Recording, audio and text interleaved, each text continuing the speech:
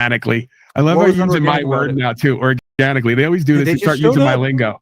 So it's not organic because they already marked this place. I told you how the dynamics work around here from the beginning. You thought I was trying to cult you. I'm just letting you in on how this shit works.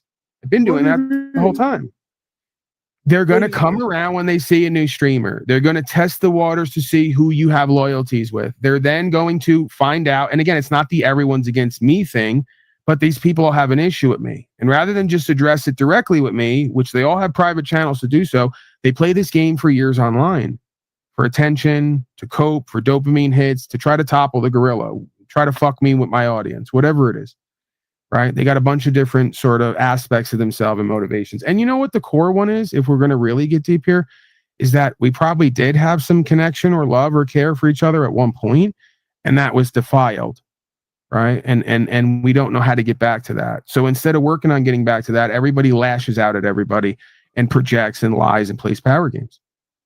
So again, man, they marked this place. It's now a hate Paul place. It's a haven for folks who don't like me.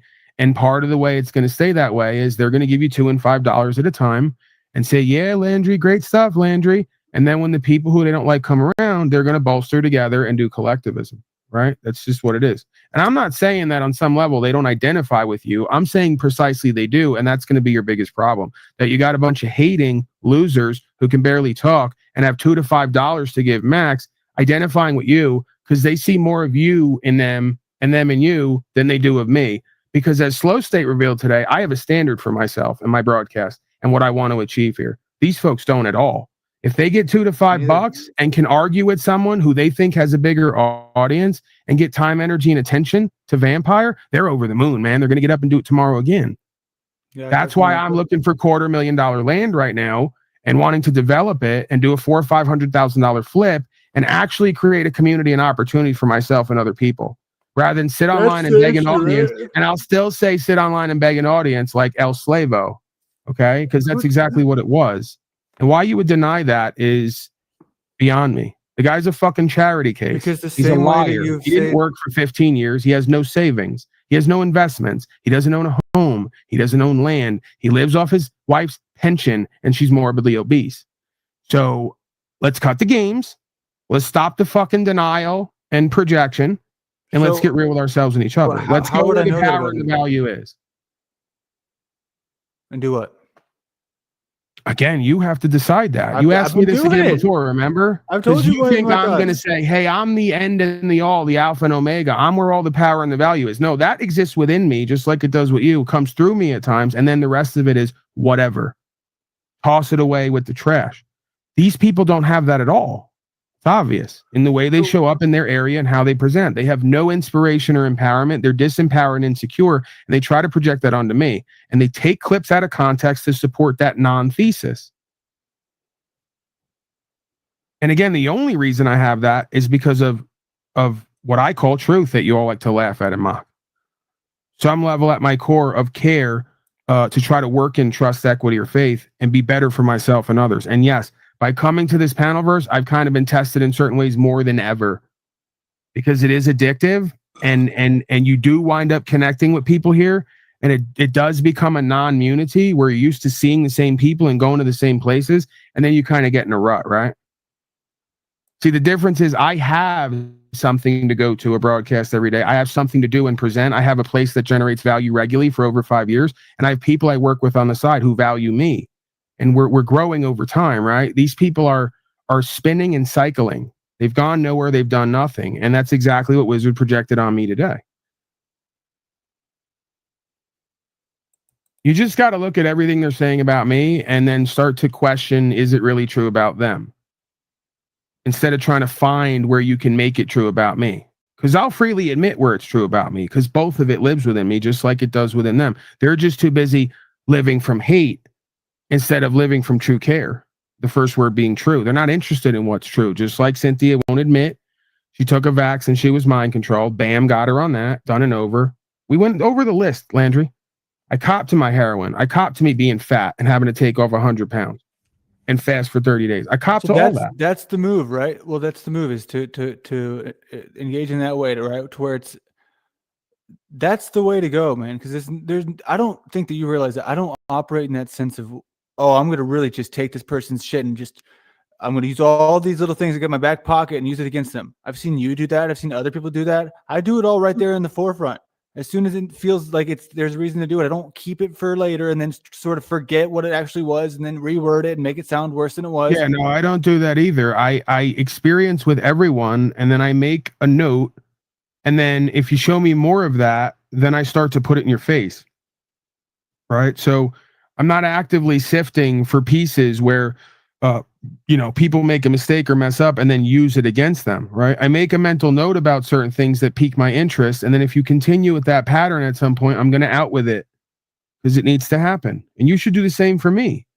Just like I told you at Talcott, man, when you said, oh, it's going to be a hit piece, and then you tried to reword it. You're doing the same thing with me now. So you can't reword it because the same thing you're doing with me now. That's where we're going to disagree. That's a fucking possibility, dude. Did you not just do a 3-hour hit piece on me tonight? Is that not what it wound up being? I don't give a fuck what you thought, what you intended, what you said. Is that what it became? A 5-6 person panel hit piece on Paulie where every time he talked, you cut him off and then projected more onto him. Pretty much every time. You should watch it back. I should watch it back. Okay, so we can't get anywhere because you can't. Sean, would that be? I know you're an Unslavian, right? Listen, Sean has his own bitterness and resentment with me, I suspect, and maybe he'll admit to it or not. Maybe I'm projecting. Doesn't change the fact of where he respects me and sees certain empowerment, inspiration, and value, and even will come to me when he needs certain things or wants to fellowship with me. I don't hold that over his head. And yeah, I kind of do. As crazy as this sounds, call me a cultist. I see him in a way as either a younger brother, because he is 10, 15 years younger than me, whatever it is, I believe, or, like a fatherly figure to him in a way, because he was with me for a long time, right? I do believe that he kind of looked up to me or was inspired by me with certain things. I do believe he's kind of even learned from me. And I want to believe, again, that's not an ego place or a pride place. That's a place of obligation and responsibility. I don't necessarily know all the time what to do with that or how to be the best person for Sean and other people. And I'm sure many times I've been the opposite. Right. So in a way, it's a responsibility and obligation doing this and having people show up and seeing that they come from fucked up households like I do, and that I'm quite older than them, or they say that I'm wise beyond my years. So then I try to share that with them, right? Or walk with them or speak life into them when necessary. I also point out how we're all death worshiping and accepting less for ourselves and acting like slacker fucking slaves. Can I ask you something? Go ahead. Why haven't you fixed Snefu's clutch? I gave him, to be honest, man, he couldn't be any more vulnerable and candid than this. I'm way ahead of the game right now, largely in part due to one large contribution from someone who I'm like daily thankful and grateful for. And I am kind of cheap, man. I'm kind of tight. Like I help people out around me. I gave him $100. Where I come from, man, before I started doing all this, I had to work 12-hour days in the heat, busting my balls for $100. I was paid under minimum wage.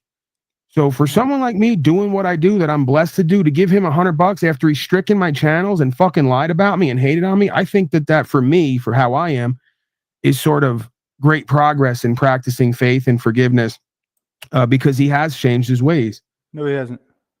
Well, he may, again, I'll concede to that. He may not have changed his ways, and I still talk to him about that. Again, you presume that I'm doing what you're doing, where I'm sitting with Snafu laughing and giggling about shitting on you. I tell him in public and private, bro, stay away from that. What am I doing? Laughing in public? You think I'm doing that privately? On some level, probably, and you definitely did it here today. So I don't know where you were. I don't know where you were on your broadcast today for 3 hours. What do you mean where I was? Again, I can't even get you to concede to the obvious fact that this was nothing but a hate Paul bitch session, projection session, where you allowed a bunch of disgruntled former wannabe employees. When you do this Grey Rock shit, dude, it gets in the way of genuine. I don't have to interact with you, bro. You don't get to decide that. I'm not talking about you. You don't get to decide that either. I have influence and respect with certain people. I will pull that card when I believe it needs to be used. Not just for willy-nilly, because they won't respect me anymore when you're doing something that needs to be addressed. So you can fucking be mad that I have like some power and influence according to you. I really don't use that. If you don't notice, I never tell Cynthia or any of these. Cynthia is a scum. She's lied about me for years. She sat next to me and pretended to be nice to me when she really did respect me and what I was about, and then switched up on a dime when I brought up that she's a vax slave, and she hasn't gotten over it since.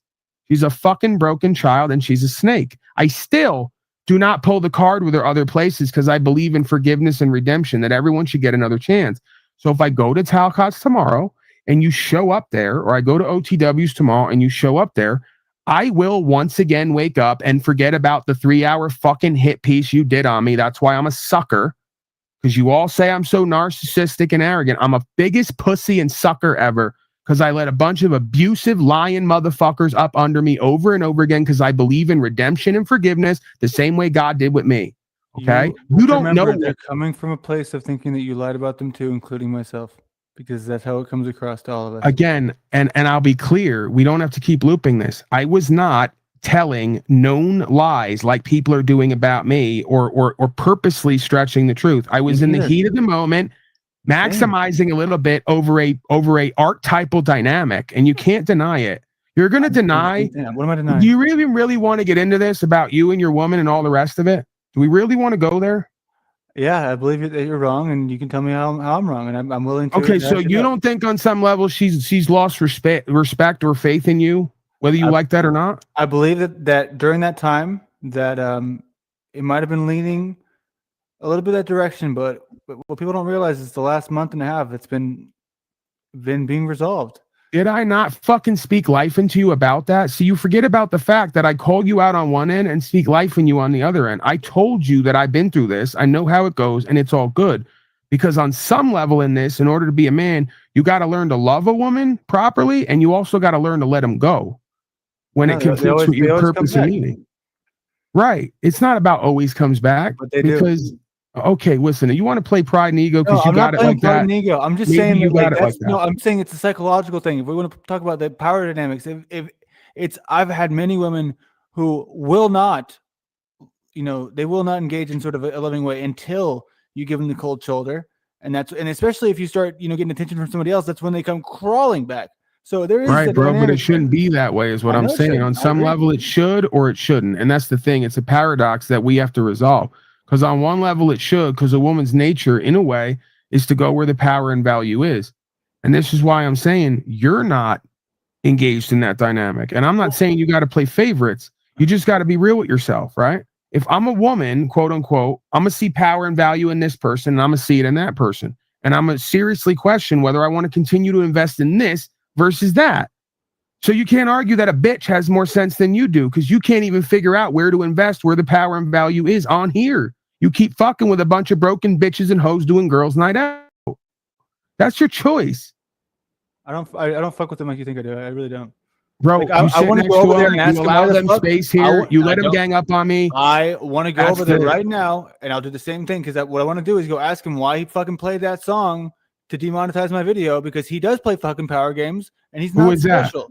Dusty. The whole word is just. Bro, I told you from the beginning, and I'm sure Pineal Power, he will tell you, because he's seen it. It's not about me. I don't have him or anyone else under my thumb. I wouldn't, even if I could. To do what? For what? To go where? To do what? Ask him. I don't talk to him like that. I'm there for him if he needs something. I care about him. I'm not looking for him to run here, run there, do this, do that. I don't do none of that. So you all say I'm playing power games because I don't need nothing from nobody beyond who's ever fucking with me on the ground, not online. Right? So I told you who and what he is. I saw what he's done to me and everybody else. You keep letting him and everybody else around because you want to be Mr. Equality and Mr. People's person and be part of collectivism here. Well, when you're a people's person and part of collectivism, all the dunces are going to gang up on somebody they see as bigger, stronger, and more intelligent. Excuse me? There's so many dunces in your corner. So it's not in like there's so, I mean, I'm talking about over on the other side, right? There's people like, you don't see the people I deal with on panels. Okay, they don't come on here. They're not on the internet. You're not getting that. I see so much of OTW. You're projecting that you guys, these online friends, are my friends in real life. You don't know who I know and who I deal with, because they're not fixated to being online. I'm a fucking retard for being online this much. And I've called myself out on that.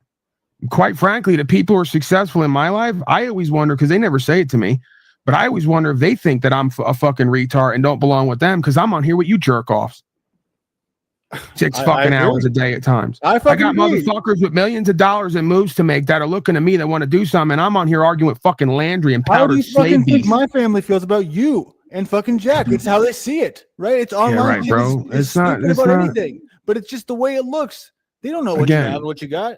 Again, I'm creating community. I have a 10 or more, because most people don't have 1 or 2 on their hand they can count. I have 10 or more motherfuckers who would drop everything and fucking die for a cause or go to a box above or below ground and already have put up on that and generated results, who got value to throw in. These people don't. And they want to project that onto me. And the only reason I got to that is because I've been honorable in some sense, good faith.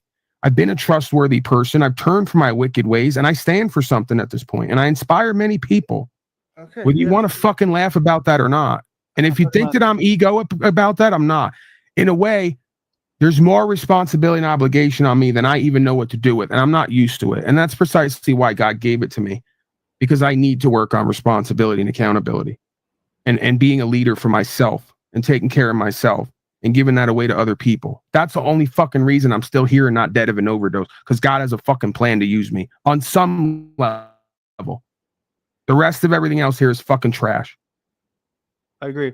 So that's why I told you, I don't know how many times, like I don't believe that we can, I don't know. I don't think that there's the disagreement, and I get it. You need to be cautious of all those things, and you don't want to be too trusting. I'm not asking to be like, there. I want to be able to, here's the thing, right? I want to be with anyone. And this is my biggest issue. If we have, and this goes for you, and anyone else, if we have a disagreement, it should not be so consuming that it's like, banish right now. Because that's the thing, right? To where I did it to you in the same way, because it was like, well, if that's how we're going to operate, then why the fuck should I try? So it should be, let's address it, and that be that. But when we teach everyone else that, no, it's loyalty above all else, that's the kind of shit that gets you in some pretty tough situations that you can't get out of. That's the kind of shit that happens with the Masons, where they put you in a room and everyone there is like, we're all loyal to this, right? We're all loyal to this, and you don't even know what you're agreeing to. Again, I'm not denying that completely, but there's also the other side to that, right? There's culture, root word cult, and there's community. So there has to be some guiding force or principle that binds all of us. That's what true religion is. Okay? And that's what these people don't want. They don't want an objective set of standards and conditions they have to comport themselves to do and be and have better. That's why they're losers in everything they do.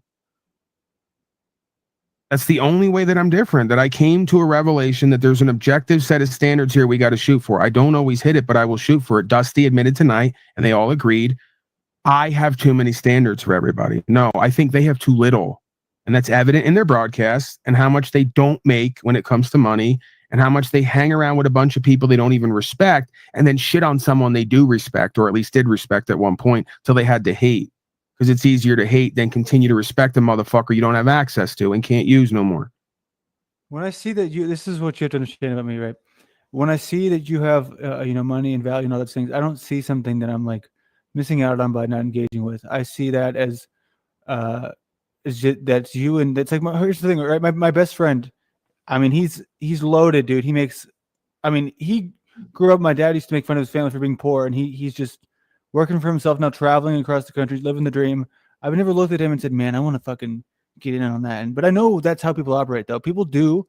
I didn't say you should. I wouldn't trust you if you did, and I want to believe that. I don't believe it completely. Most people do. I know that, bro. We're back to why I told you from the beginning I got a vibe from you. I didn't do the Talcott love bombing thing. You're my missing piece. All I said was I can read energy, and I get a vibe from you that you're a lot like me. You're impulsive. You're not great managing your time, energy, and attention at times. You don't ever really complete anything, but you're fairly good off the cuff. I think you have a rebellious spirit. It can work for you or against you.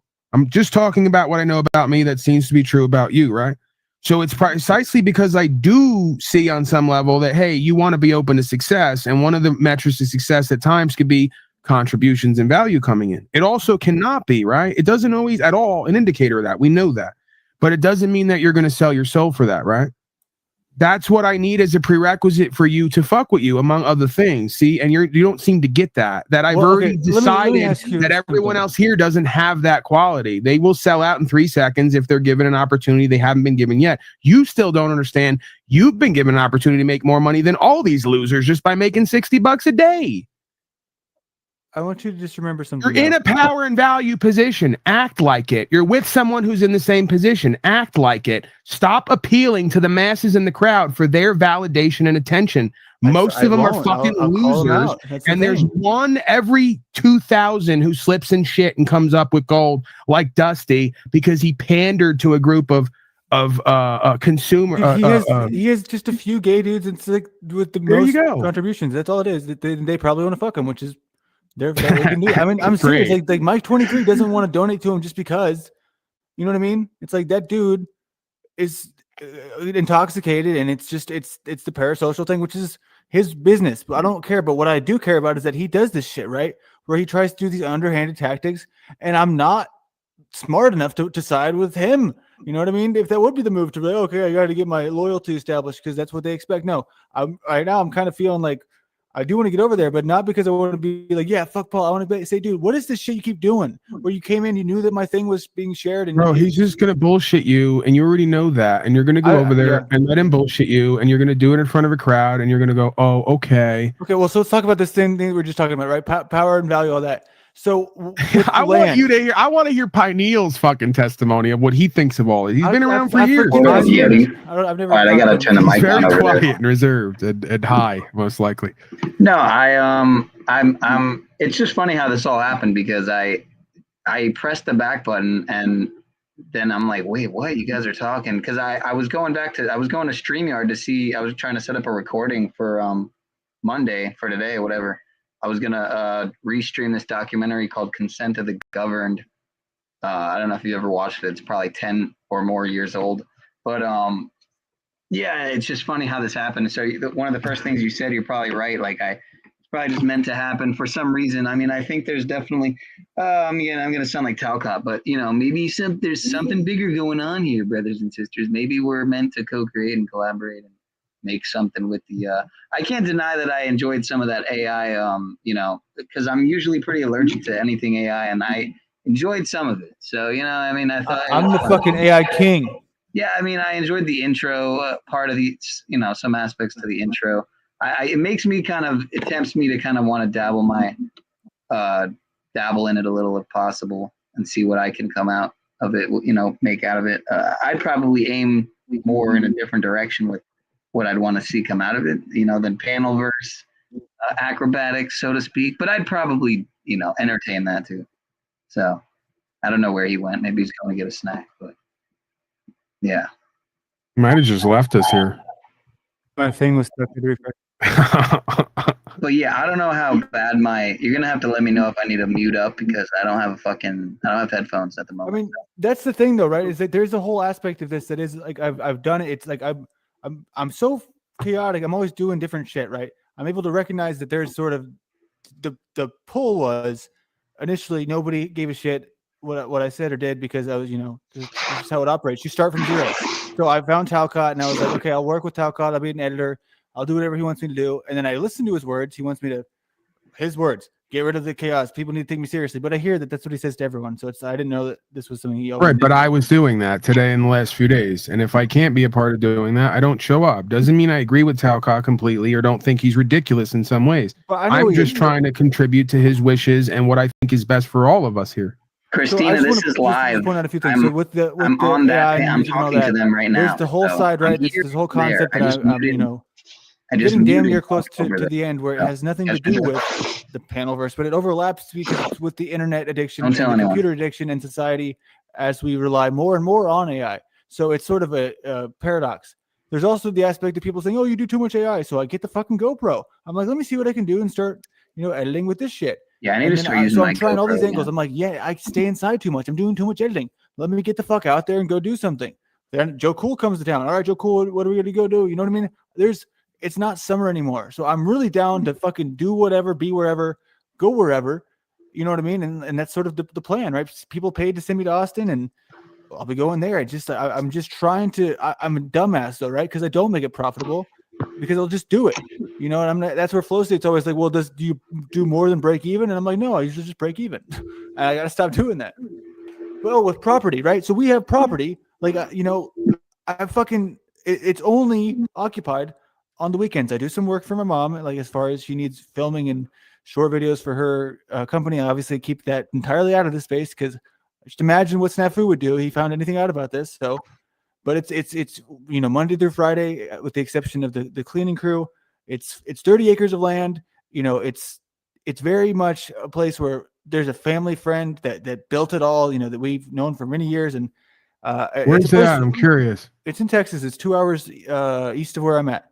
And I know Texas is not a great place. It's horrible with mosquitoes in the summer. But I'm just saying, as far as land goes and like these processes of what are we doing on the land, I don't mean to just tell you that you're a liar. What I want to do is just see sort of little bits of inspiration because I have no idea what you mean by like all these things. I get that, bro. But that's the point. You tell me in private you want daddy to inspire you, and now I'm kind of ribbing you. And then in public, you say, fuck you, Paul, you ain't doing shit. As if I need fraternal high school non-friends to pretend they care about me and try to shit on what I have done to inspire me to do more. I just say, go fuck yourself. And then when I'm ready to do what I need to do, I just fucking wake up and do it. And when I don't, because I don't give a fuck about what you or the audience or anyone else thinks. Ultimately, at the end of the day, I can't. Because if I did, I'd be like you, running all over town like a chicken with my head cut off, doing AI, not doing AI, doing a GoPro, doing a phone, doing a StreamYard, not all this other shit. I don't give a fuck, bro. I can't, right? I have to focus on me and where I'm at, what I'm inspired to do, what means something to me. And I'll loop that ad infinitum until I get fucking sick of it. And at times, I have been there recently. That's why I step back. And again, I told you, I have to heal. My body's healing at a slow rate. It's taken me almost a year to get to a point where I still have pain, but it's somewhat manageable. I think my purpose here, and if I don't realize it soon, I might not be, my second chance might wear off because I do believe I've spoken many times about how close to death I got.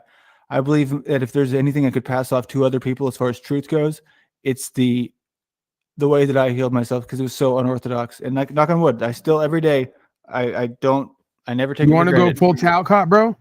What did I come into today as my name? Because the bottom of all this, and I came to this conclusion at a certain point, and that's why I don't necessarily not Jack the way he used to be. I think he's growing into what his rap has been that he took from others. He's starting to grow into it, and I think we've all had the same revelation because you can't be a human here and not have this revelation that I'm a example of a mirror of the principle of freedom. But lack of care, lack of love, right? Jack comes in as a polarity, speaking the idea of us needing to choose love. You can't have love without freedom, truly, and you can't have true freedom without love or care is a better word, right?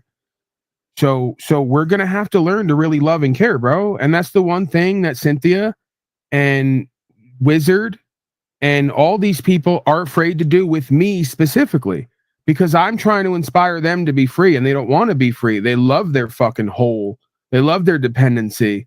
They love their fucking addiction, bondage, and vice. They love their state check. They love their fucking gossip drama slut session for cash. They love all the shit that I see lives in me that I want to purge or get straight because I know it's not good for me. They fucking, they revel in it. Yeah, I don't. I really fucking don't. I love getting outside. That's why I'm saying, but then I go live and it's just like, I'm not trying to fucking change the world, but I go live just because I do feel like I have more energy out there and I want to be encouraging myself to keep doing that because it's awesome that has not turned itself inverted for me. I've never thought, wow, I hate doing this. I should just go back to being inside and doing the drama and gossip because fucking it's tonight. I did enjoy it tonight. I'm not going to lie about that. I enjoyed it because I felt as though it was a lot of people who, Cynthia especially, you know, we don't have anything in common, but she's all of a sudden aligned with me because she got kicked out of OTWs the same time I did. Why? There you go. You guys are in the same places based on circumstance, not on communal core values. And that's back to what I talked about earlier. Loyalty. It's not loyalty to me. It's loyalty to the cause. You've not established that. I've established that. And that's why what I do and who I am is going to carry me further with momentum and allow me to be more trustworthy. Because I have a cause and I have a standard that I've set and people are inspired by that. And you're riding the line with that. You don't need these losers. They're dragging you down just like they did with me. I'm not saying you need me either. I think from your perspective, I'd be one of the ones who I'd keep me close and humor me if possible without accepting my bullshit, calling me out if necessary, getting me right if I need it. But again, obviously it's going to be viewed as Paulie's, of course, always going to go with him. No, bro, I can call me out. Me 10 years ago, I tell you worse than these people. I'd go, these people are great compared to me. I used to tell people, don't fucking be friends with me. Stay away from me. I'm a dirtbag and I will rob you if you give me the chance. Right? I don't live like that. I'm not on that kind of time. Best I'm going to do is roast your bitch ass or bring up some truth I see to check your fucking ego to get us back to what we should be doing that oftentimes we're not doing.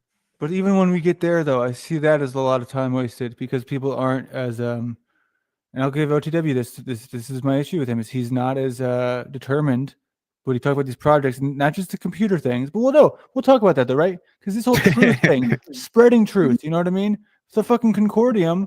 I can criticize that all day long because I believe that there's a more, what I told you I was looking for from the beginning was like, certain moments and certain things to bring into an artistic vision that would just happen naturally, right? And I can't really get there with most of what you do because that's your thing. And one thing I'm never going to be is I'm never going to be the guy who's just going to come in and say, yeah, fucking this is Paul looking really badass, like Gorilla Gems, to where it's just not me. And that's fine. We can all be different because I'm not going to go white knight for you, and I'm not saying that you want me to, but that's what this fucking Gorilla Gems does. Well, Andrew, you don't really see that presentment is an aspect of me, but it's far from the whole of who I am. What do you mean? It's almost part of my broadcasting mask in a way where the truth doesn't change, but the presentment does. I'm not a big badass. I'm not a tough guy. I know, and I can't make anything out of that. That's what I'm trying to tell you. It's like no, I'm a softie. Right, but you can, because again, I think there is a reflection there. This idea of the world and these people making us hard, right? You see how you all just did me today. I'm supposed to be the big bad tough guy. Me too. I've been there too. It's cool, bro. I'm not victimized about it. I'm just saying that I chose to take the high road because I need that. I'd rather be your as audio loving. Or is that my audio? Sorry, you're cutting out. Is that me? Can what's his name tell me if he hears it too? Because you're already I don't know. Real whack, and I don't know if it's just in my ears or if it's your problem. Is he here? Squiggly line? Yeah. Sounds better now. Sorry, go ahead. Right. So there's times where I listen to Gorilla Gems and I say about myself, that's a bad motherfucker. He's inspiring and he's talking some shit, and it makes me laugh. It kind of pumps me up. And in between those times, I say, you know what? That really ain't me. That's not what I really, when you get down to the core. I know you're dynamic, and I see that shit with your fucking wild. I think you're triple-minded. So people might think it's dual-minded, but I think it's triple. There's 3 different things that go on, which is crazy. Okay, so now we're gonna do astrology. This is what you should have spent the whole broadcast doing instead of shitting on me and lying about me. I guess again the beta chatter crowd around here prefers when you shit on me and lie about me and give them a platform to do it as well and get their feelers out. Yeah, they do. They hate to see you sit here with me and politic and talk life and take an interest in me and me be vulnerable and talk about my life. I don't even like to see it on OTWs because it's like I like novelty, right? I like new things, so that's where I. What was new about tonight, bro? It's been the same thing over and over again for 3 or 5 years. It was actually new in the sense of just the combo, I guess you could say, and then the aspect of me actually getting the chance to call out what I believe were the lies that I believe that you've told about me. You can call them exaggerations and all that, and then other people doing the same. And if they've done it before, that's fine. But the best part of it for me was seeing that vulnerability, not because I want to break you down and stomp all over you.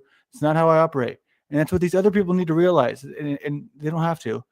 But with these other characters who I do find value in, which they're similar to the ones that you do, we'll even include Snafu here, where they don't realize that I'm not trying to do this shit that they do. I don't fucking do that to people. I don't. The NPC move. The point is, you may have a reason. The people around you don't have that same reason, and they think they're clever and that they got one over on me tonight, bro. I showed up knowing what I was going to get, and I faced it like a man, and I took the high road, and I kept it real and vulnerable, and I answered for my issues while all these motherfuckers lied and didn't answer one question or allegation. I did that for me and for God and to practice courting and all the rest of it. I don't give a fuck about them. They thought they beat me tonight. I beat myself in life. I've been my own worst enemy in life. There's nothing they could do to me that I haven't done to myself and worse. So we need to keep it real with ourselves and each other. I submitted myself to this dynamic tonight. I let you all rake me over the coals. I let you bring up every fucking bad, horrible thing about me you could come up with. And guess what? It wasn't shit. It's all nonsense. It's all half truths. It's all fucking clutching, desperate attempts. And I got to be real with myself and others about what it really is. And they all know it. Okay. And that's another reason they're going to respect me, even though they try to pretend they had a win tonight. Like as if anybody won tonight, right? Give me a fucking break. If anyone won tonight, it was me, because I kept it real and I stood tall and I answered for everything, and they lied about everything and took a whole bunch of shit out of context. Okay, I see what you're saying. And you know what's even more fucking pathetic? And you know what really kind of not hurts me, because my heart's in a way so used to this? What? Playing a clip of my father and having to relive my father coming up and trying to fucking destroy my non-career online, because it's not really a career officially, but it is and it isn't. Watching my father, who's supposed to be the person who loves and cares about me and would protect me to the ends of the earth and ride with me, fucking lie about my equipment and paying my bills month to month and all the rest of it, man. And that wasn't even the whole of it. He went on and did more before or after that, and along with the book garbage and along with leaving me out of a will that my uncle who raised me and was basically there when my mother wasn't there. And because I was on heroin, he signed him as the executor and he fucking left me out of it. So you want to talk about giving me money and all the rest of it? They turned around and they swindled hundreds of thousands of dollars and didn't fucking cut me in on it with someone who fucking raised me. And they threw my heroin addiction in my face when I've been clean for fucking 12 years and made a man out of myself on some level. And I'm a leader in a community. On the ground, not online, LARPing. So it's a fucking disgrace that they would quote my father, who I would love to love if he was love able, but is such a power hungry, money hungry snake. He would fucking lie to and about his own son and then go sit with Jack Talcott just to try to hurt my fucking heart. Okay? And that didn't need to happen, because that all came out of me asking him to just be fucking accountable about taking me to mental institutions and calling me fucking names all my life growing up and treating me like fucking trash and denying me just a fucking conversation about the truth and where we all went wrong, because he's not man enough to do it. And you know what's so fascinating is it's all a holographic reflection. These people on here tonight are just like him. So it makes sense they take up with him and quote him and call me the fucking liar and the narcissist and the triangulator and all the rest of it. That's them. So next time, I'm going to ask you again, like I have before, try to think fucking carefully and clearly about who you let up and what their reputation is and what they're not known for and why they would have issues with me and want to tear down whatever the fuck I built. I think it's you. It's still fucking cutting out. Maybe it is. I don't know. Restarted everything. So what to say about that. So yeah, man, you know, it is what it is, right? Like I could be open and honest and vulnerable with you and tell you that. Here's the thing, dude. I much prefer this. I'm not gonna go on a hate train, hate fest. I'm not gonna keep it going. It's not my intention. I told you many times that my issues have been primarily with OTW for their own reasons, and that's that. I'm not gonna. I don't know. No sort of expectations here. I would prefer. What I don't like is the sitting on a panel doing like long extended shows, because I believe if people are quote unquote working together, it could be, things could be brought to a level of better. That's what I've been trying to do. And then I know the audience isn't going to like it, essentially, right? Because they're going to, whatever reasons that they have, and that's fine. So some of those things need to be done offline, right? But when sometimes when we get in those positions, there's a certain stagnation, right? So I have no expectations. I'm going to run, and this other guy, I like this other guy. He's cool, I guess. I wish I heard more from him here, but. All right, Landry. Yeah, man. We'll talk later. It's all good. Yeah, I'll talk later. All right. Good talking to you, Paul. Final thoughts, Penal Power. How long were you all talking, man? Probably 20, 30 minutes or more. True. Yeah, I mean, he seems like he's got some potential, and more than me in the digital space, and that's evident by the numbers and whatnot. But yeah, I got some shit, man. I haven't even. It's funny because I've told some people online, and I haven't even really told you. And it's just something I've been dealing with for a few years, and it's mostly related to. Well, it's not mostly related to self consciousness because it is a health issue, and unfortunately, I realize that realistically, it's gonna cost a lot of money to get me out of this fucking hole, man, that I'm in. And it's like, unless I want to get some allopathic, you know what I'm saying, quote unquote. All right, so give me the bottom line of what it is. What are we talking about here? Basically, I got in an accident. I got an injury, and it keeps me from being able to be comfortable in public. So and being publicly, display my full self, so to speak. So it's like it's gonna be tens of thousands of dollars. Where's his injury? You know what? Here, let me, because I know Landry's backstage, so he most likely is, and that's fine. I've already, accepted that if we're gonna be honest with each other, be vulnerable, he might take it out of context and use it. I mean, nobody's above it. If you want, we can go to a private venue. Yeah. I mean, it's something that there's a few people I have told online about it, who know about it. I guess maybe I just felt like they would never bring it up. Probably, they maybe they did though, because I've heard I think, I don't know if it was who it was, Tommy maybe, or like somebody that brought it up one time, and I'm like, oh, someone must have said something, unless he just maybe caught on to it. But yeah, at the end of the day, it's made me stronger in a lot of areas also. So it's helped me to, it's been an exercise in ego, taming the ego, to put it simply. But so what is it? I've used it as an excuse though to stay in this kind of repressed in many aspects state that not creating, not being productive, being lazy, and not keeping the car in the driveway for 2+ years, not working, shit like that. So is this a deformity to your face or something, or what are we talking about? Yeah, kind of. It's somewhat like that. Yeah, you can say that. But again, it's something that's it's something that's fixable. It's doing it how I would want to do it. Again, holistic means it's like, you're talking like, I got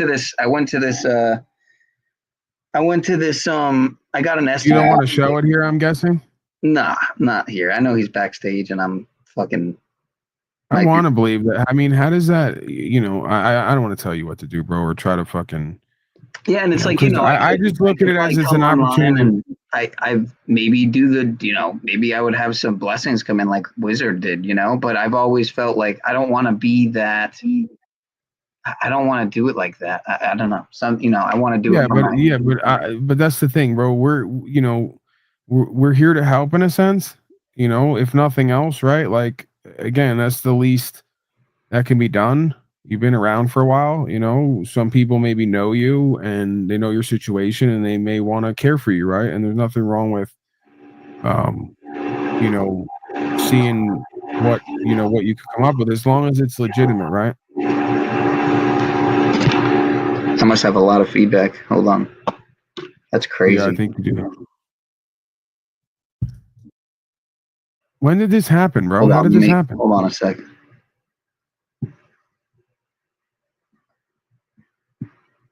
Damn, this feedback, dude. Fuck. All right, yeah. How bad is it? How bad is the feedback? Doesn't seem like it's bad at all now. Yeah. You want to go to my area? Do you not want to show me at all, or what's the deal? Not on here. I mean, I'd rather. If we went to my area and there's no one else there. The moral of the story is it's fucking, it's going to cost a lot of money for me to. Right, but I have to see it because no offense. And again, I understand if you don't want to show me, but I have to know what's going on here. And I'm not saying you're a liar, but the stranger things have happened with people on here, right? So if I'm going to open up a channel, who knows? Nothing may come in, but dude, it also may be like realistically, I've thought about it, and it's definitely a possible. I've considered it, like making like a GoFundMe page or some shit like that. I mean, it's crazy what people are actually. Should. Yeah, Listen, bro. Again, as much as I fucking talk shit about Wizard, about him and his choices and what it reflects, because I know me and I know him, and he wants to play the game of nobody can know him because he's online, all that bullshit. I know on some level that I believe Wizard had cancer. I don't know that he did. I believe that he did. Yeah. Hopefully he wouldn't fake that. And it was partially a miracle, in a way. You could look at it that way. That for sure. That he got everything he needed and then some at the snap of a finger, right? And again, he thinks that's me boasting and bragging. I'm just testifying to the power of God when we do something right for ourselves and each other in our life with a good intention, right? And stop with all this hating. Shit comes through, right? It's easier said than done, though. But I think you're well. What do you got? That's that computer of yours. Oh my fucking gosh, dude! Hold on. Sounds like you're vacuuming. But yeah, man, like you're kind of known at this point in a lot of these places, and there's a good chance that you'll get sizable contribution. And again, there's also, I don't want to promise anything, but if they'll chip in here and there for Wizard and get everything he needs and then some like that, I don't see why it might not be an option for you. I mean, it could go either way, man. You could say at one point my momentum and inspiration was really strong, and it kind of lessened, largely in part due to the introduction of the Panelverse and me like even spending time, energy, attention with these people and getting off of my fucking flow, my energy. But I think there's still people, if not directly out front with me day to day in the wings, who, if they had the right cause come up, they would move on it. That makes sense. Yeah, it does. Again, I mean, a lot of the reason why I've just left this particular issue I was talking about unaddressed is I've gotten complacent, man. I gotten comfortable with. In a way, I got comfortable with the uncomfortable because it was such a shitty thing that happened. It was the result of what I call like a freak accident. But how did it happen? I fell on my face. So it was years ago, dude. It was literally years ago, but the problem's only worsened. So like fucking I know realistically it's probably, well, I shouldn't say that because then negative affirmations. I mean, if I really take charge of it, I can at least kind of halt the damage in its tracks and from not getting worse. But the damage has already gotten fucking so much worse in the years. And but yeah, I know realistically, if I were to come out with it and be like totally transparent to the fucking internet and shit, I mean, yeah, there would probably be a lot of because it would be a whole new level, man, because it's one of the biggest things that I hide in my day-to-day life. So I put the link in the back, man. Let's go over to my area. Yeah, for sure. All right, Landry. Bye, Landry. All right, hold on. Let me stop the mic cam there. All right, so now I'm good because all right, Paul's giving me a link here. I'm gonna shut it down. I'm gonna talk to Paul privately here, I think. So much love, y'all. I'm gonna, well, actually here, let me see. I could tell Paul that I yeah, so all right, let me see this. I want to see what I'm looking at. You're gonna have to let me know if my sound's fucked up, but I can tell you now, fucking I was restreaming the last. I'm still going. I got Damsel in the chat. I got White Chocolate Slave. I got Yeti Life. Wait, so where we've been hearing with them? I was okay, this is what happened, right? I had the panel link for his stream, and I had never joined the panel. I was gonna do something stupid like join his Browns boy and troll, because I didn't know if he would let me up or if he'd kick me off, like the only time I think I ever tried to come on his panel some months ago, where it was. Now you got fucking. You're further in the thing again. If you're playing private conversations with all of us, you know the fucking loser haters are gonna watch and take shit out of context. This is on my third channel, dude, with like 120 something subs. So it's like I just did it for the cult non-cult, man. But yeah, you're right. It was a private. You presume you know how fucking parasitic and desperate these motherfuckers are. They have every fucking person like the feds on wiretap. You know, and again, it's not like I'm not ashamed of anything that I say. I pretty much am who I am, no matter where you catch me, to a very degree. If anyway, I'm probably more kind of loving and caring and reasonable in private. You know, so it probably worked to my benefit. Not that I'm looking at it that way, but I just know their shit, right? And it doesn't matter because it's always the same shit, and it doesn't go anywhere. But you know, so how are you gonna? So you can't even talk to me privately and show me what's going on because you got people fucking looking at you. Well, no, I could end the stream. It's all good. You know, but see, that's the thing. If I were to, like, it would just be crazy if I if I came out with like a video about it and just you know. Yeah, but you know you're gonna have to do that, bro. That part of the fucking journey here is you're gonna have to just decide that this is where you're at, and you're gonna move forward, and it's gonna get better. And you can't fucking change what's happened, man. Well, I can actually. Thank God I can. I mean, that option's always there. It's just that. No, I'm saying you can't change it. It's already happened. If you can change it going forward, then you're ahead of the game, man. You know, there's a lot of people who they're fucked beyond repair. So, again, bro, I'm not gonna fucking. You want to end it or whatever, but again, I'm always gonna encourage you to do what I do. Not because it's me doing it. I only do it because I believe it's what we need to do and it works for us. You know, own it, bro. At the end of the day, yeah, everybody's got wacky, weird shit about them, shit that's fucked up. You got to own it or it's going to own you. Well, it has, man. It's totally consumed me for fucking years now. But again, it's not like before this shit happened, I was like, you know, you weren't starting any parades. Right. It's not like, you know, anything's changed that dramatically in the sense of my day-to-day. Now, you know, this is a good fucking origin arc story because this is how every main character in every movie and book is started, right? They have a freak accident, horrible sort of disfiguring situation, and then they become world renowned for that, right? It's just content.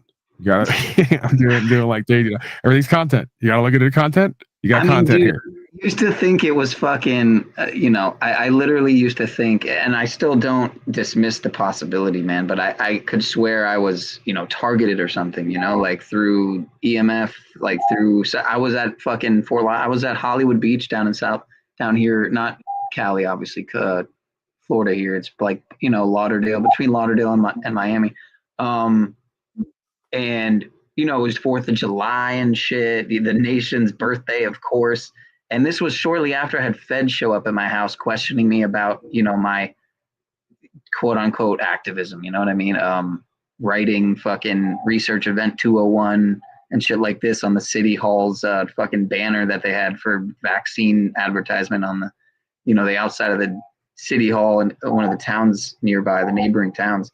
And, you know, and shit like that, and taking the vaccine sign from the Walgreens, you know, you saw my video, like, you know, shit like that. So, I always. Damsel Medic is over there? Yeah, Damsel Medic's listening. You tell a story like a broad, man, where like 30 seconds in, I fucking check out. I don't know where I am. At first, I went down here and it was at the bazaar and I turned left and there was a blue fucking helmet. And I'm like, what the fuck, man? Get down to it, bro. Yeah, so you're at the fucking beach. You fell down. I'm at the beach. I fucking, you know, I'm smoking with some people I met and watching fireworks. Yeah, he's gonna name them. I was with Larry and Ed and Charlie.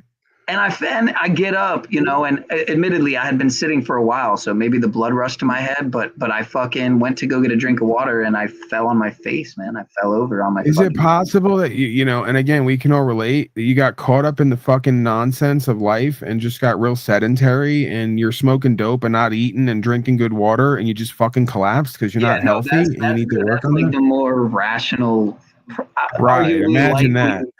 Yeah, it's just that I was sitting under this fucking like weird camera looking pole, like one of those 5G camera poles, and my phone shocked me before I fucking got up.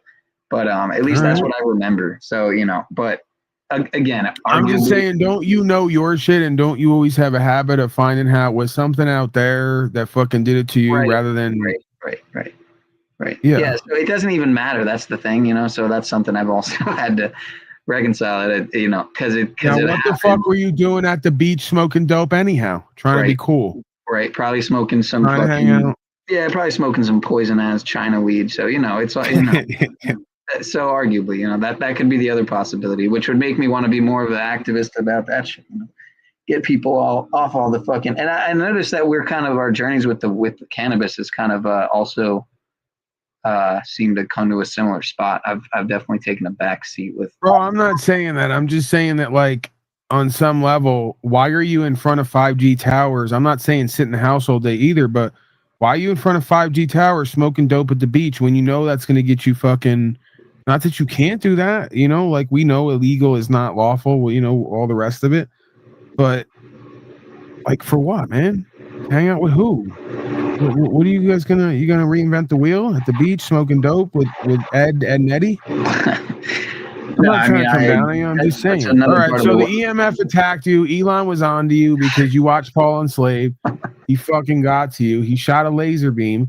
You tripped and fell. And what you're gonna again? If you want me, I'm not trying to be. Of course, I'm gonna be curious because I want to see, and then hopefully it's not too bad, and I can tell you, no, peanut power, it's not too bad. Maybe it is bad, and then you can get it fixed, which is a good thing, and then I can help you. But I'm probably not going to open myself up to same wizard garbage again. I probably shouldn't do it at all, but I would do it for you because I think that, you know. Oh my god! I don't know if that's something I'd be comfortable. Hold on. Yeah, go ahead. Yeah, no, there it goes. You were vacuuming again. Oh, fucking A, dude. Well, listen, go fuck yourself then. You're not comfortable with people helping you out. You can fucking. I mean, it's not that. It's just become a Batman villain or something. And it's not even that I wouldn't down the line want to be seen as like, you know, a wizard type. But not that I'm categorizing him as a type either. But because wizard's a fucking lazy, procrastinating, lying loser. I at least call myself out that I get fat. Like Jackie Gleason, I may as well have 3 sets of clothes because I have 3 stages I seem to go through. You know, I call myself out, man, that I'm lazy and procrastinating. I know I need to do more, and I make an attempt to, and that's why God blesses me when it does. Right? You know. So yeah, man, if a wizard would just cop to that and stop bullshitting everybody, we'd be all the better. But he wants to tell me there's no money. We don't need money. I just sign off till I need 5,000 and blah blah blah. And I live with off my wife's pension, but I get 17,000 a week and all this fucking crap that we know is bullshit. Right? So like, it's the funny fucking noise is great. Oh, you got to get your computer too, man. If Wizard could get 2 motorbikes from the audience, you could at least get a computer, bro. I'm telling you right now. That's the thing too, man. It's Wizard is a fucking habitual offender. Then he fucking lies to everybody's face. I didn't need the money. I wanted it, but I didn't need it. That's some bitch shit, bro. That's what a bitch or a child would tell you. Not even a woman. A dumb bitch. I'm going to say it just like that. So that's what they would tell you. Oh, I didn't really need it. I just wanted it. What the fuck is the difference? And how somebody want what they don't need? Like what? He's doing a Rolling Stone song there. He's writing his own song. So yeah, bro, if you don't do any of that, then you're not going to be fucking quote unquote catching shit from me or my wrath. I know like everyone's worried about catching my wrath as if I don't have a reason why I say shit.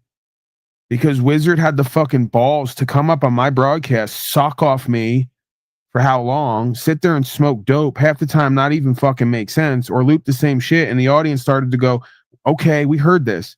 So now you're interfering with my flow. You're going to sit there. Okay, whatever. You got some good shit on the law from time to time. But then it's, I needed him and he didn't need the money and he's not going to be part of a bit, even though he wasn't asked to do it. Snafu was doing the bit. Bro, I'm 3 to 4 layers deep talking to you at fucking 1:30 in the morning about Wizard's old goofy ass. See where I'm going with this? When you unpack these layers, man, and you unpeel this onion, you actually get to, I mean, I don't know what, if anything, what would.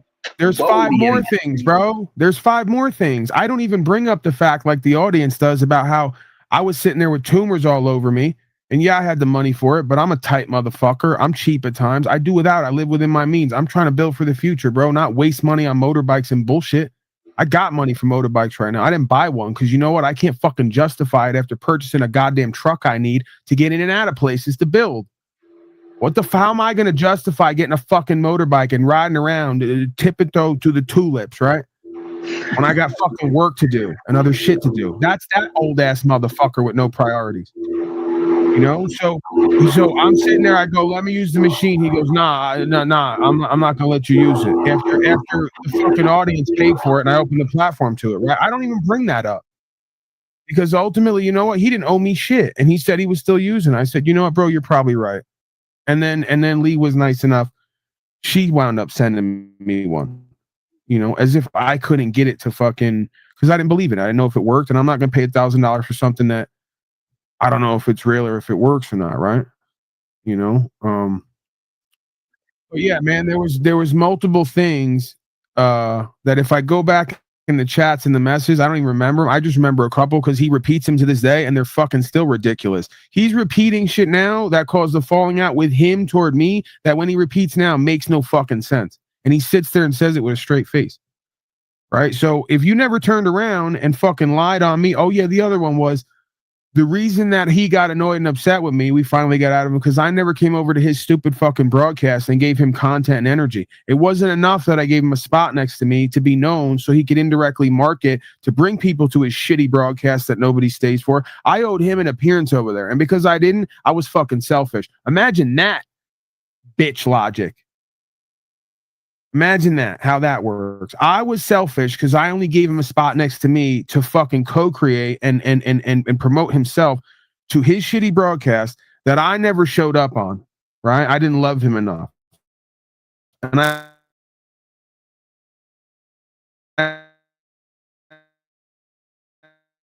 could just do that because you've never did that so far. Where did he look good to go Peanut Power? So fucking whatever.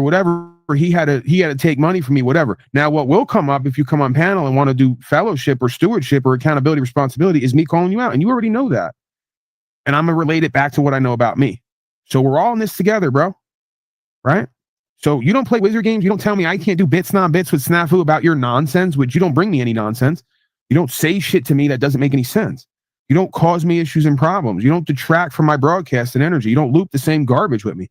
So it literally just be, do you know Peanut Power? He's got an issue.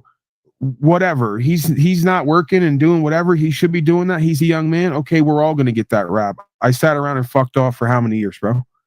And you could argue I still do in a way. Even though I'm broadcasting and doing other shit, I could be working more and doing more for myself and for others. So yeah, it's just going to pretty much be that. You know, if I see the problem and I know there's really an issue there and you're not bullshitting me, I don't even believe you are, but I have to know in clear conscience that this ain't a grift because I can't, you know, Wizard wasn't a grift. I'm thankful and grateful we all chipped in. I think I threw him a few bucks as well. We all chipped in and made it happen for him to get whatever the fuck he wanted and needed. Oh yeah, the other thing he told me, right? The more I keep talking about this motherfucker, now I'm venting to you now. You're gonna be the next Batman villain and I'm venting to you. See, I hope you don't mind that I probably shouldn't do that. Well, wait, what are you going to say? Because I'm going to bring up a comment in the chat here. A couple comments, actually. Yeah, now I'm going to feel bad. If I look at your face and you got like a two-face thing going on, or like your whole teeth showing or whatever, and I'm talking Batman villain, I'm going to feel bad about it. No, it's not but, that bad. I hope. If it makes you feel better, I bet you still look better than me naked. Last 3 women who saw me naked ran out of the room. Okay, it wasn't pretty. See, that's one of the things too. Is like, you know, one of the things I actually did have going for me in the sense of my, you know, a healthy ego is, you know, I wasn't the worst looking, you know, but then that happened, and it definitely affects my appearance. So that's without question. So it's like, but it's hideable. Please understand that that's one of the reasons I joke with you, is because beyond how I come off at times, I've learned to like be confident in myself and kind of take the good with the bad. But believe it or not, bro, for 26 years, I did not feel attractive or lovable on any level, physical, any of it, right? I felt ugly and undesirable. And when they come in and they call me albino and all the rest of this shit, there's a part of me where it could fuck with me, and I just breathe right past it. Oh, you're vacuuming. Yeah, bro, I just overlook it because I'm not going to let it get to me. And the more I experience life, the more I realize, you know what, the most attractive part about a motherfucker is who they are. And that's not a cliche, right? And what they do, what they're about. So, yeah, man, this part of life and learning is realizing that, you know, as they say, beauty is skin deep.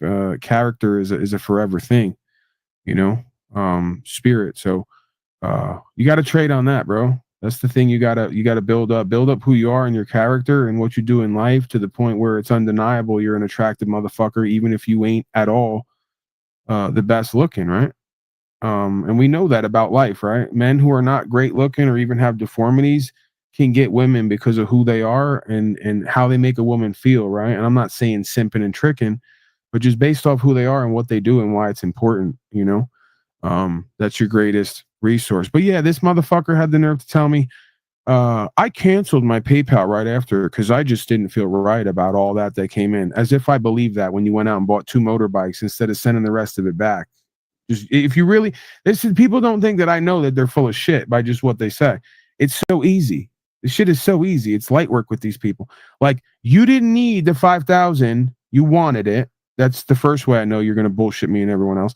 And then when 5,000 came in, you spent the extra 2,000 on motorbikes and crashed them up a tree instead of just spending the 2,500 on cancer treatment and sending the 2,500 back. You're full of shit, bro. If you really didn't want it, you felt bad about it, you just sent it back. No, you fucking squandered it because you did want it and need it, and you were probably shocked out of your fucking mind that something like that was possible with God's grace and the Holy Spirit from this audience that is united with me because they see some of that in me and what I do. And they try to leave the rest, right? They try to overlook the rest of my fucking, you know, shitty personality in certain ways is what I would guess. So, yeah, man, the more I talk about him, the more I remember the stupid bitch ass shit he says to me that nobody would believe or would go over with where I'm from, because we have some level of fucking discernment and common sense. And when shit doesn't make sense, it's probably not true.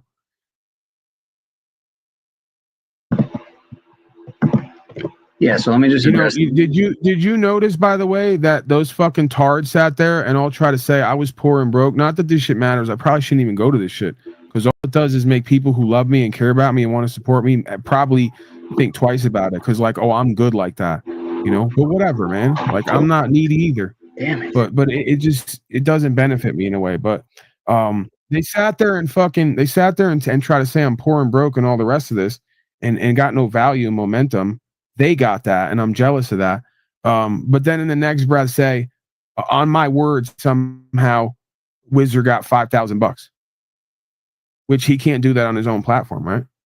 So again, this ain't about being rich or whatever else. It's about real motherfuckers who are united in some kind of value and spirit and purpose, who want to reach out and help when they know that the cause is worthy, right?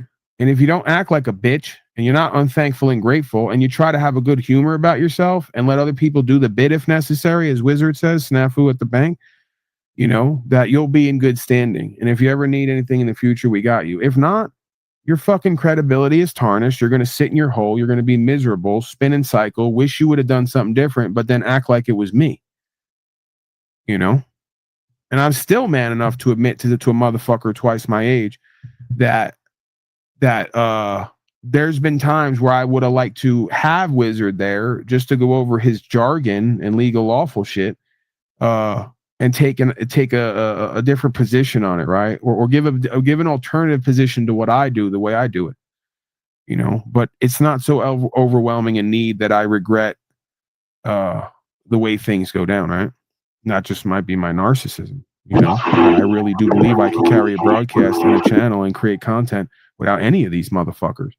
I'm really my own worst enemy. I'm slacking.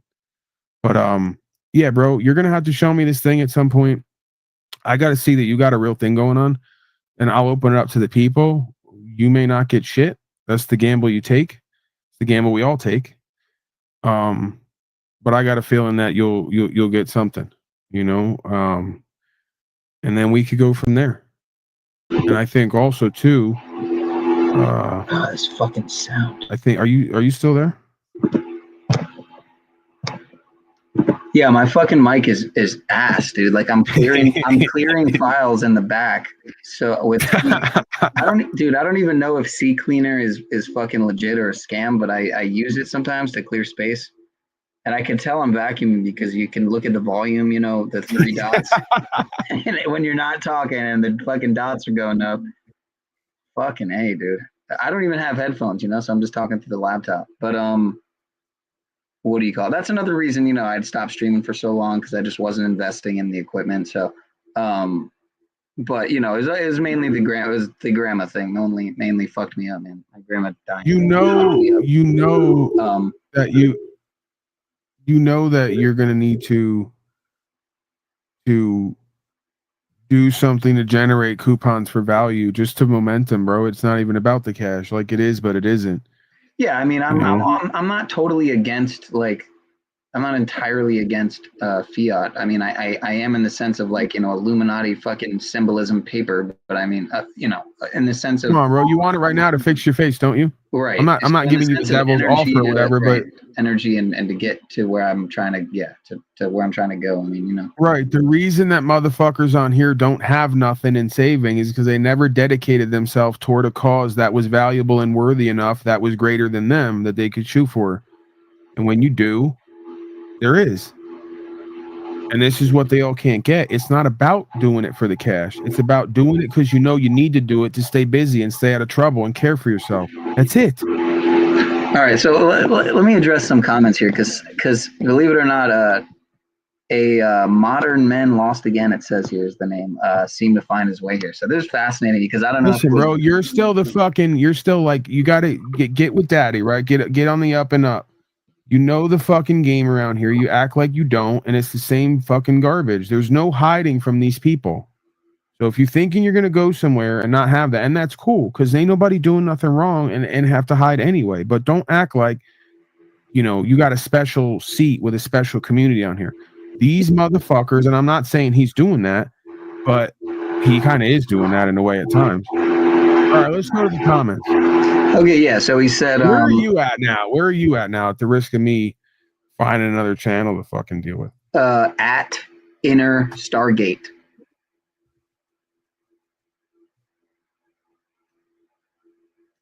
Yeah, no, this is something that they, unless you do 5 wizard bitch-like things, this is something they won't clip and play or talk about anywhere else because it involves me actually helping people. It's the weirdest thing ever, right?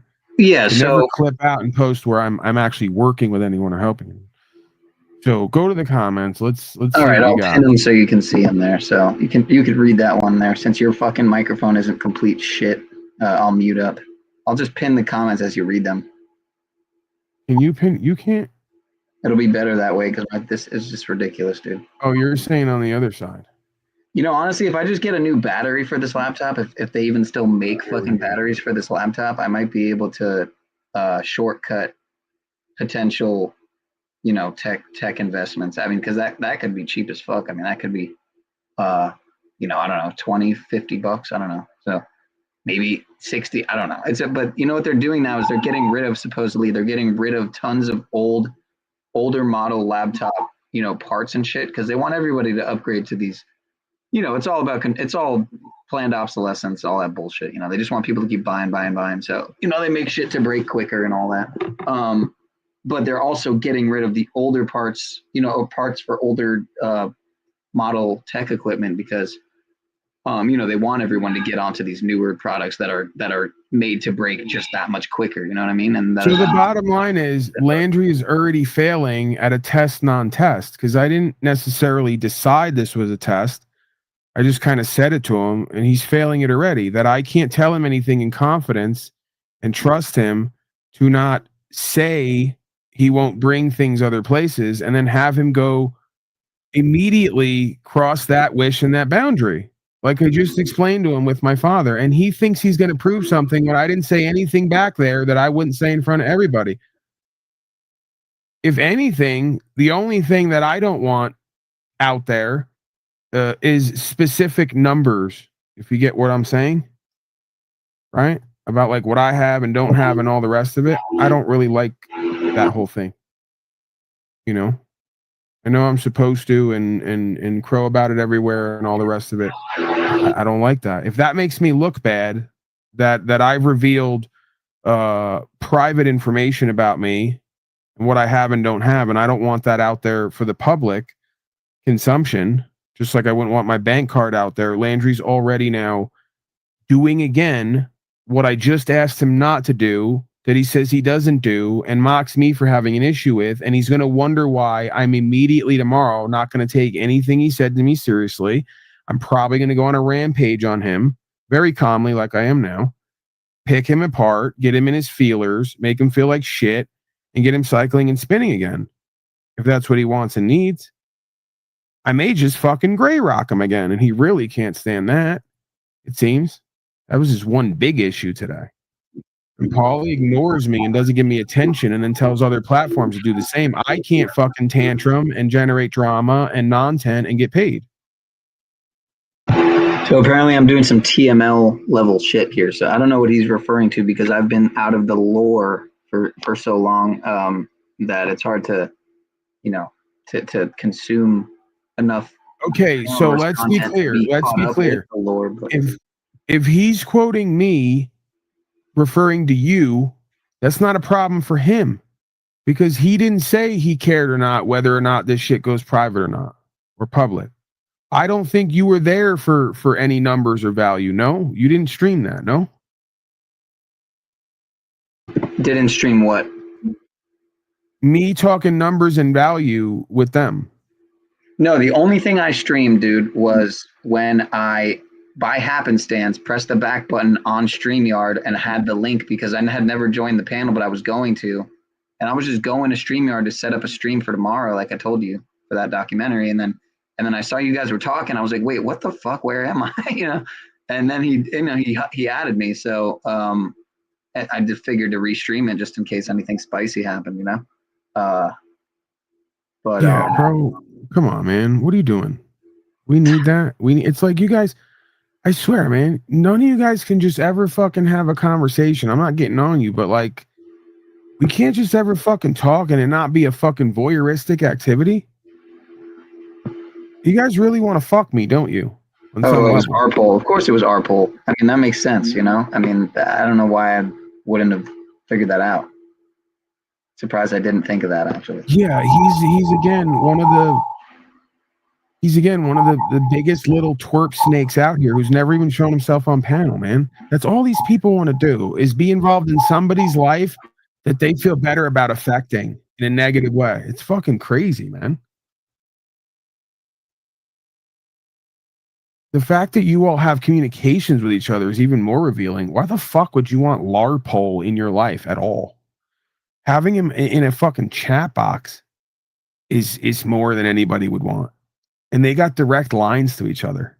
This is fucking amazing to me. The people who have zero going for them, zero momentum, value coming in regularly beyond. So they all have all these fucking connections with all these people who just do and are about nothing. That amazes me.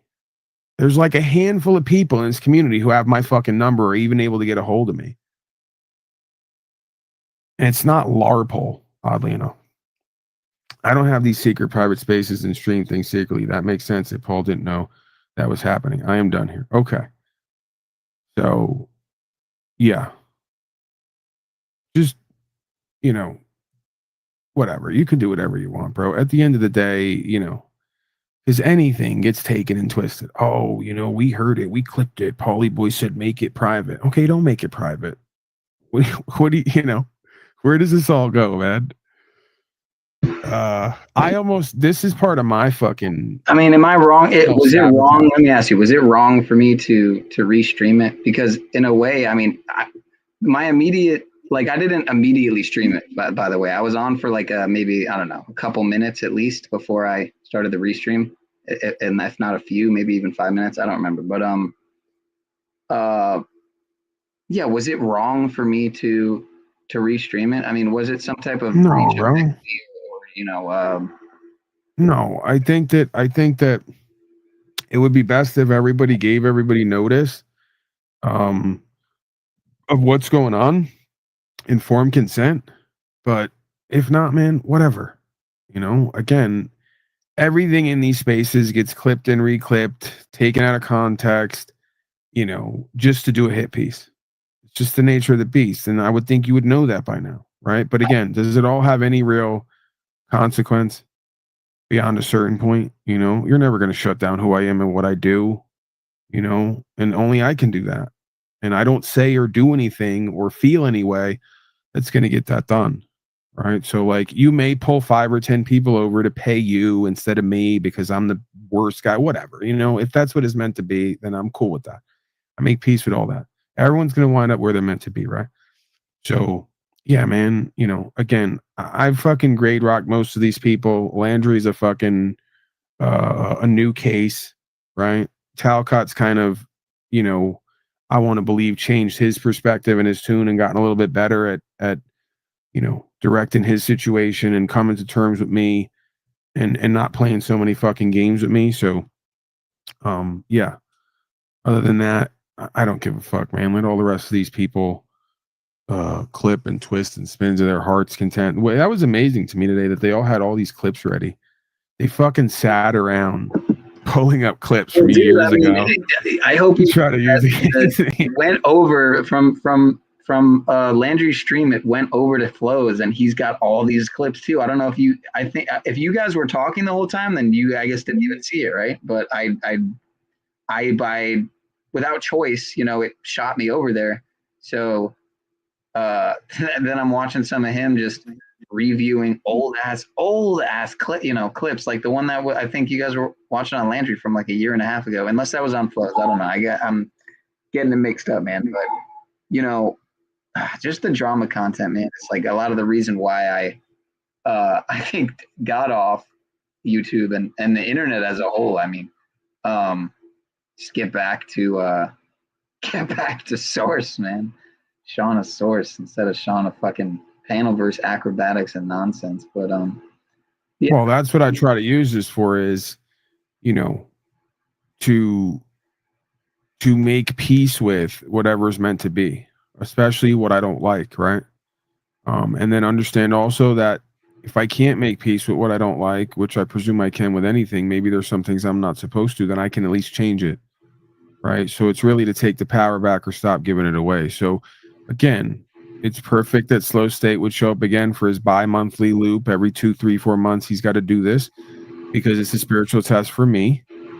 And again, it's so clear what his motivation is. If he can get your vacuum, if he can get 1, 2, 3, 4, 5 people to think that I'm a piece of garbage and change their perspective on me, they're going to give him shit potentially. Rather than me. That's all it is. Just you know, it's the lowest form of cash grab, power grab attempt to pull. And this is why too Landry's involved in it. See how these things work? Landry sits there and says Dusty's a liar, he doesn't respect him, he's doing shit that's fucking up my stream, but then lets him sit there and shit on me, and then sends an audience over to him knowing that Slow State has gone to Jax this week, OTWs and everywhere else, tried to give out $2 to $5 in order to get access from everybody's well, so he can drag audience members over and start setting narratives and seeing if he can turn people to pay him. See, that's all this is, right? And I won't engage in it because ultimately I'm not owed anything here.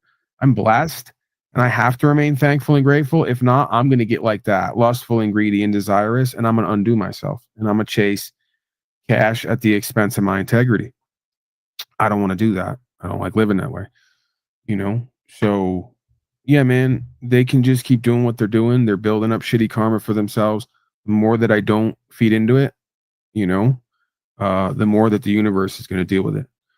So, and yeah, like I said, I just really start to recognize where my power is and isn't, and where their power is and isn't, and they're not recognizing that. So, yeah, whatever. It's going to be whatever it is. But again, this is more examples of just bullshit, little fucking petty, parasitic, political power games. That was a hell of an alliteration there. Penile power. That's all this shit is. Yeah, meaningless. It's going to insert itself in areas. Interpersonal dynamics that go nowhere and no place, really. Right. And again, as if Slow Slave still hasn't figured out that all these channels are sharing the same audience, which are an offshoot from my original area, and there may be handfuls of other folks who come in and out from time because they don't get in the algorithm. They don't ever get any new viewers. It's all just incestuous fucking, pass arounds. That's what this is. It's a pass around game, right? Oh, that's your hoe this week, right? That's what they want to do. They really are just that desperate and power hungry, and in the wrong way. If you were really desperate and power hungry for true value, you'd make yourself into a man that when you came on every day, motherfuckers would show up and they'd give some. You wouldn't have to lie on motherfuckers and hate on other people and punch up. I'm beneath him and I'm a liar and I'm all the rest of this, but he calls it punching up when he goes after me. It's amazing how they fucking reveal themselves. So, yeah, man, it's fucking garbage. And guess what? Here's a newsflash. Most people who's part of this audience kind of know who's who and what's what. I'm an asshole. A lot of times I make it hard for people to like me and want to contribute to me. They'll still trust me and respect me more than Slow Slave the Snake, anybody with 2 fucking brain cells going in the same direction. So try as he might, he's only undoing himself and proving more about why I don't trust him and feel safe around him and wouldn't want to fucking, I wouldn't want to share a loaf of bread with him, let alone create content. Because he was another one today, like Wizard and Landry indirectly and all of them, who was letting the mask slip and making it known that they really just want me to be part of their broadcast. And because I won't, they're going to teach me a lesson, try to use the network, right? Joke's on them. I'm not going to go to Slow States tonight. I haven't been there in 3 fucking months or more. I will not go over there. Will not watch it and listen to it. Landry's as good as it gets at this point. He's lucky. He's a new one. He gets some of my time, energy, attention. I kind of think, I got a bad taste in my mouth tonight, right? So I'll give him the benefit of the doubt again. Maybe we'll move forward. If not, I'm going to gray rock him and ignore him at some point, and I will never be back to his channel. So the same way I create habits for myself and get habituated and addicted, the same way I fucking cut people, places, and things off if I need to and move on with my life when this shit is toxic. So, and I know they're listening and watching, and I'm giving them everything they want and need. And ultimately, I'm in a way doing spelling here. I'm doing sorcery. I'm speaking it out for what it is, putting that energy out there. I'm giving everybody the opportunity to do something different, and I'm not watch them while God watches them do the same shit they've been doing. And this is why every one of them has fraud and charity fraud, like your boy says. From what I'm told, not by him, by others. Just this week, they did another fraud and got caught. All these people. Raging Slave over there, Rotten Tomato, Andrew the Slave Wilson, all of these people. Because they all got one fucking thing on their mind, how they're going to fuck the audience, lie to everybody, lie on their fellow content creators, and try to chase cash and clout. And they ain't got a motherfucking thing between them to show for any kind of resolve on the ground or solution. So tell me an old story, right? Let's get down to it, man. You're going to have to, when are you going to, you want to do a non-cast right now? I guess we're already doing it. What do we have? A viewership of 1 over here? I'm surprised that I've 7 people are still tuning into this. 7 people. It's amazing because sometimes I don't even get those numbers, on the second channel. I mean, definitely on the first, but I've been off dude. I haven't streamed to Pineal Power in like a year. I haven't done anything on there, I don't think, in about a year. So, and a lot of the reason is because I don't want to step into that role until I do have some things, more situated. And I have my 33rd coming up here, man, in like less than 2 weeks. And fucking, you know, I do want to kind of give myself a birthday present, you know, of like, you know, because again, I mean, I think I'm doing myself as much as everyone else a disservice by kind of staying in that stagnant space where I can rationalize it as like I'm you know, every day I wake up exercising that ego assault kind of. But again, is that really what I'm doing? Just because by thinking that, isn't that feeding into the exact same I don't know. It's a crazy fucking mind game, man. It's a mind fuck. And but like, well, that's the thing. And Landry doesn't get the game that's going on here is that these people came to his location because he's the bridge for me and them.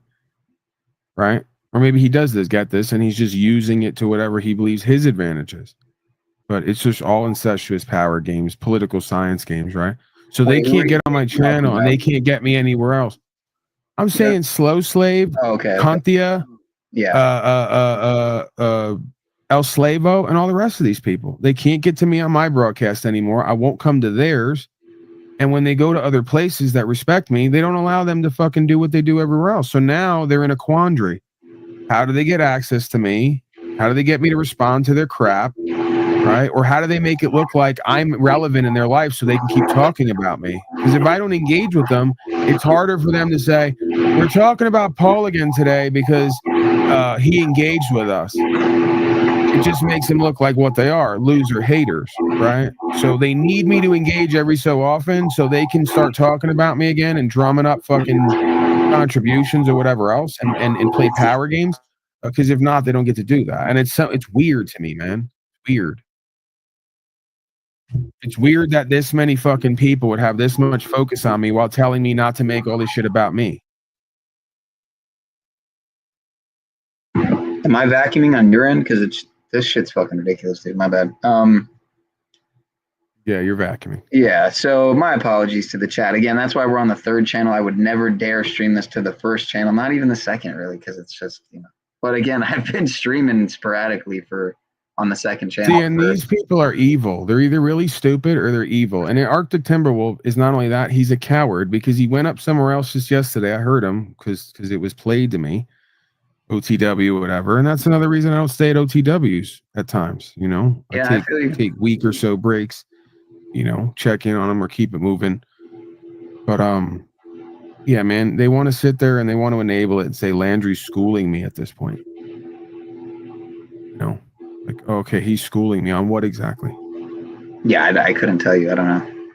I don't. Right. I mean, maybe appealing to the.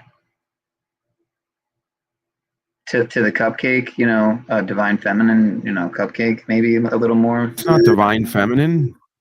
These are people who just sat there and said I was a horrible person because I brought up their lies and bullshit and they didn't like how it felt. And then they asked me to get vulnerable. And when I was, they called me gay and made violin fucking things about it and tried to poke fun at me as if like we're in middle school, like I give a fuck. Dude, I showed up and let you have me. Essentially, you know, and I didn't even really fight and argue. I just addressed the facts. They couldn't handle it, you know. So,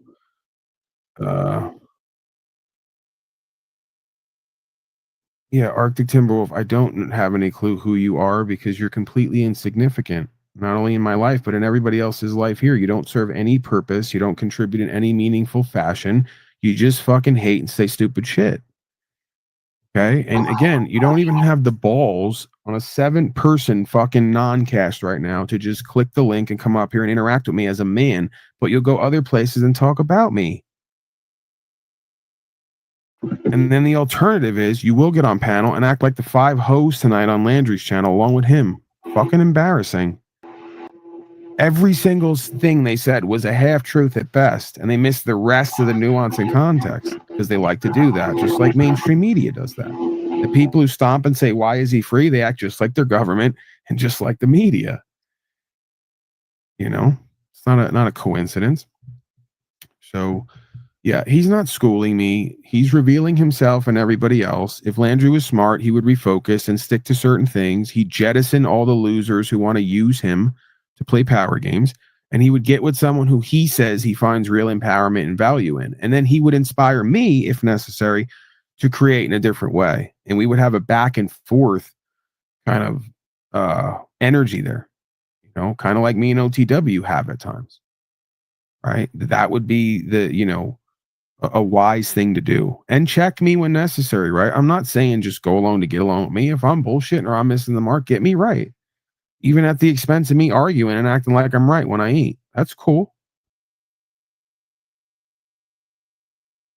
I like how Paul can sum up decades of my life just like that without having a clue who I am. Absolutely, I can.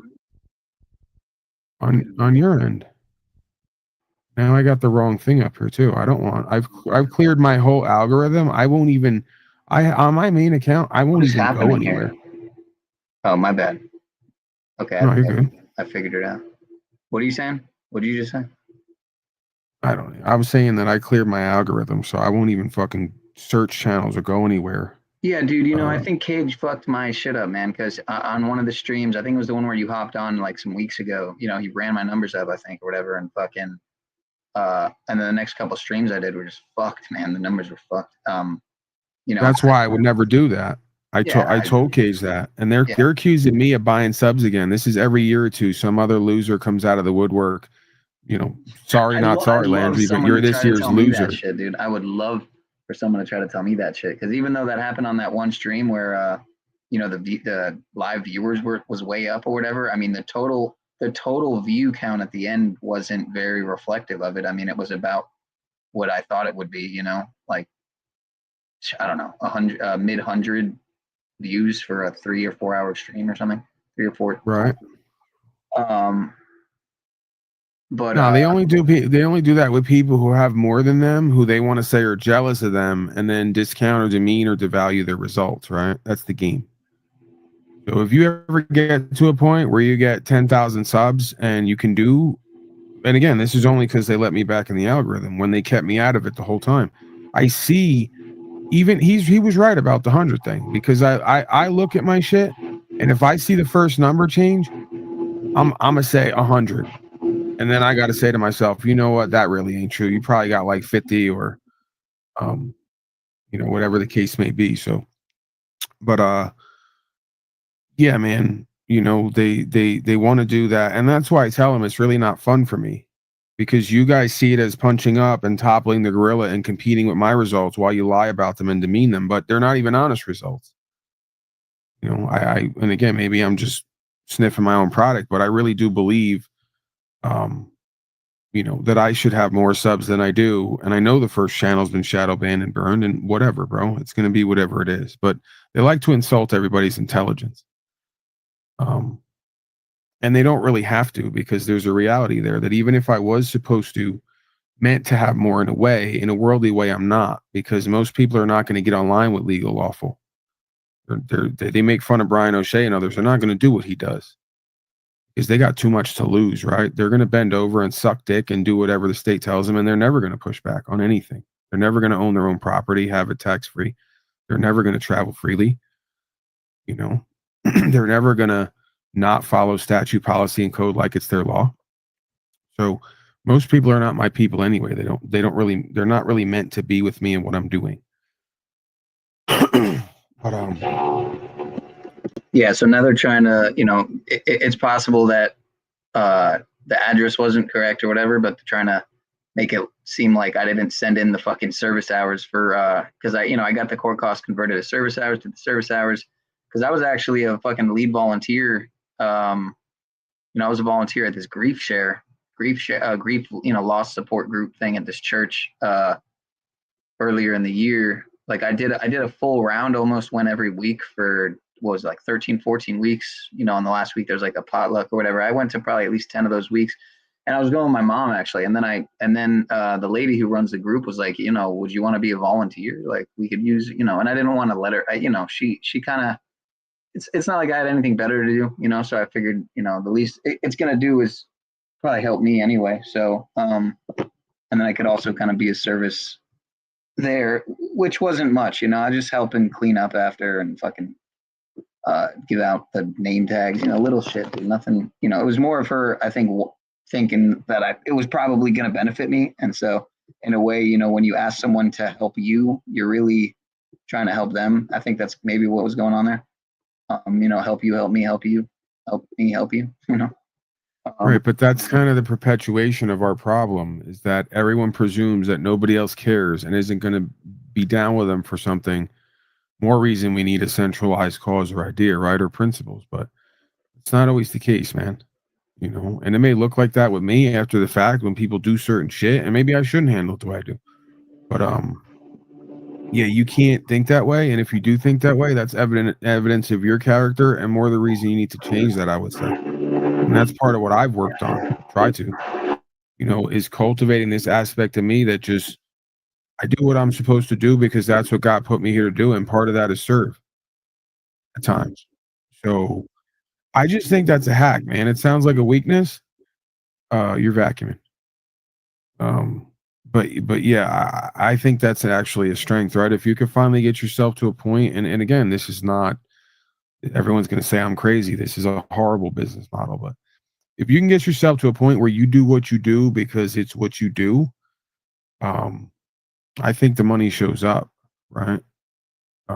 Because if you start to do something because you love to do it or like it, even if you don't love to do it, right? Like working at the warehouse, you got to show up every day with this perspective in your mind of, I'm here to sweep the floor because I got to turn my life around, because I got to stay busy. I got to stay active.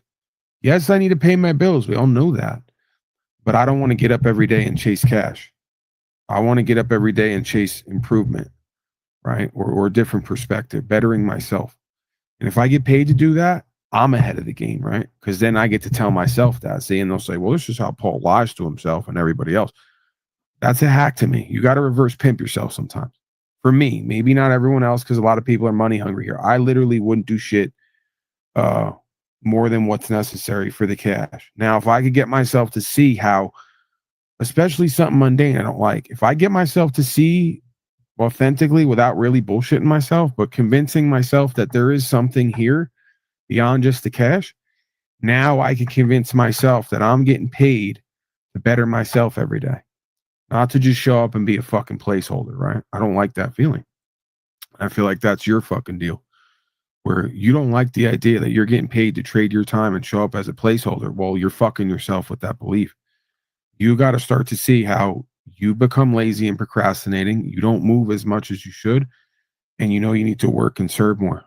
And also, too, you got to pay your fucking bills, right? But you make that first part the main thing, and then the check is just extras. And then if you work that habit long enough, it's going to translate to something else. Because I believe I brought that attitude to broadcasting. Whether numbers are up, you know, value or watch wise, I show up to do what I do because it's what I'm meant to do. And I really believe I'm growing in it some way, somehow. Cash and whatever is just extra. You know, same reason I talk to people, do legal offer with them and whatever else. I had a guy call me yesterday. Oh, Brandon Joe Williams. He wants $2,000 an hour to talk with him. I said, does he have any fucking results? We don't know them. Maybe he does. I'm hating. But $2,000 an hour, I already know. It's just not, you know. And I'm not saying you shouldn't have your price, set your marker, and enforce it. I'm just saying the more you get used to that, the more there comes a time in your life where you're going to have to really work with nothing guaranteed and serve. You're not going to want to do it. You know, so your paycheck can actually be disempowering in a way. You know, the chase for money can be disempowering because when you get done chasing money, what else is there left to chase? You know, let's say you chase that and you can't grab it. Are you going to stop doing what you do? So, yeah, man, I would encourage you to see yourself and life a little bit differently so you could do the next right thing and not for the wrong reasons, right? Or reasons that really don't appeal to you. Because I get it. You're really not money hungry, you know, but I think that what you are on some level is hungry for success and to better yourself, right? And feel better to some extent. Maybe you're not hungry for it. You know, you need it. And correct me where I'm wrong. Yeah, I mean, it's crazy. I keep waiting for an opportunity to fucking, like, I'll unmute to see if this sounds better, but I could tell it's just, I'm vacuuming like a motherfucker right now. But yeah, I mean, to my detriment, I think the opposite has been true, that I've been so trying to seek a different path, an alternative path, seeing, you know, that the world's obviously run by money, and that, you know, going back to the old ways, something that I don't think's off the table. I mean, I think if shit hits the fan, which is totally possible, I mean, if they just tank the whole fucking, I mean, they already seem to be tanking the economy and switching to the, you know, the digital standard and all that. So it, like, if and when that happens, it's not really a question of if, but when. You know, I think people who know how to barter, for lack of a better term, will be the ones who do survive, you know, a lot more than the people who potentially are going to get put on this digital, you know, the social credit. And then if you see what's happening in China, I don't know if you've seen, but man, people are like out on the street because they simply get locked out of their fucking shit, not even necessarily their bank account, but that happened too in wherever the fuck it was, Vietnam, where hundreds of thousands of people, or 85,000 people or some shit got locked out of their bank accounts or some crazy shit. So yeah, I mean, dude, I've been hearing what you're talking about with the land, and, you know, I'm definitely, you know, it's definitely something piques my interest, man. And, you know, truth be told, I do have a little bit saved that I've had in mind, you know, to put towards the same issues I've been telling you about. But again, that it's only a fraction though of what's really needed to address the whole problem. But that's also a huge reason why I haven't done it, because it's not just like fucking thousands, it's like tens of thousands, you know. At least it was at the holistic, of course anything holistic is going to be more than allopathic, but that's the whole thing, is like I could go through the allopathic model, save a shit ton of money, but then I got this fucking toxic fucking, you know, these toxic byproducts always leaching into my body. So yeah, man. So, you know, I've actually considered medical tourism. You got to see it differently. Medical tourism is definitely on the table. Go ahead, my bad. No, I'm interrupting you because. Yeah, because, you know, medical tourism, you can go, you know, you can travel and get way better attention, you know, potentially, like whatever. Mexico, you want to get a BBL from Colombia? That's the thing. I don't want to go to fucking Mexico, man, to get, you know, medical work done. But, you know, maybe Greece. You might be better off, bro. Yeah, I mean, there's some countries that have in this particular field I'm talking about, and that's the thing too. What is this? What do you need? Right? I gotta urinate. A lot of countries a lot of countries make, you know, so many chemicals illegal that are not legal here. I mean, that are legal here. You know, you think about how many countries GMOs are completely banned. So there's they tell me Mexico's not as fucking backwood as you would think, man. That they got some technology and understanding there, and they may be better off than here in a lot of ways. So don't believe the hype, right? Right. Yeah, it's potential propaganda for sure. But let me just get on to, because I'm doing a non-cast now, and I love the game, right? That's why it's proper instruction motivates people. Advertising to nobody. Right. Because am I really advertising? It's just what it is, right? Like, the best game is no game. I love the game, you know? So when I say that, I've learned to love the game of life and starting to see things in a different way that make me and others better. And what I'm saying in this sense is, the world is not run by money. The world is run by power and value. True value and power, and false value and power. And of course, somewhere in between. So I'll give you an example, you know, and two, it's a service oriented element. Bill Gates and Elon Musk. I'm not saying I like them. I don't really respect them beyond a certain point. Doesn't mean I'm not going to respect what they do. I'm not going to hate them in the sense that I use SlaveLink. Now, SlaveLink might be slaving all of us worse than ever, but the reality of it is the man he provided a product that, you know, fits a need, right? Bridges a gap. So you could be out in the middle of the desert, throw this motherfucker up, and now you got better internet than you got anywhere else. Now, at what cost? We, of course, could get into that. But I'm just saying it's an example of certain dynamics that you think Elon Musk gets up every day and worries about money. He can't. He's got too much of it, right? He gets up every day and figures out how he's going to serve, what he's going to create, and how power and value is going to come from that. You can't deny there's not power because there's wattage going to that Starlink right now, a form of power. And you can't deny value because there's millions of people, including myself, who are using that to create, what we're doing. So, yeah, man, again, it's another way to start to see yourself in the world in a different way that I think, in a way, leads to, because I think the truly wealthiest people don't give a fuck about money. Money is a coupon for value to get them other shit. And they understand that they're going to keep getting money more and more if they pursue what they're meant to do. And everybody has skills, abilities, talents, or just a gift, if you want to call it that, right? Or something to show here, So if you really care about that and you really put your all into that and you stop fucking worrying about how you're a slave to the money and all the rest of it, because you ain't at that point. It's about true value and empowerment. And I don't care how that shows up, bro. You sitting there and making fucking food and getting really good at it because you said you were a cook and giving it away till somebody who has some dough and believes in you and is touched by what the fuck you're doing takes a shot on you, right? And it doesn't mean you do it with that fucking mindset, but that's how it winds up happening, right? You immerse yourself in whatever you're doing because you love to do it and you know they're going to get power and value out of doing it and being it. And it's part of training yourself to see that way as well. And then at some point, something's gonna come through for you. I believe that's how, and I'm sure there's a fair bit of networking, whatever else that goes on with a lot of these people, but believe it or not, I would say Elon Musk and a lot of these other people, most likely, unless he's just a head for other people, whoever's generating the power and value in that organization, they really give a fuck about what they're doing. They get up every day and they focus on that. They create that over a long period of time. It's going to be built. It's going to happen. They're not going to stop till it does.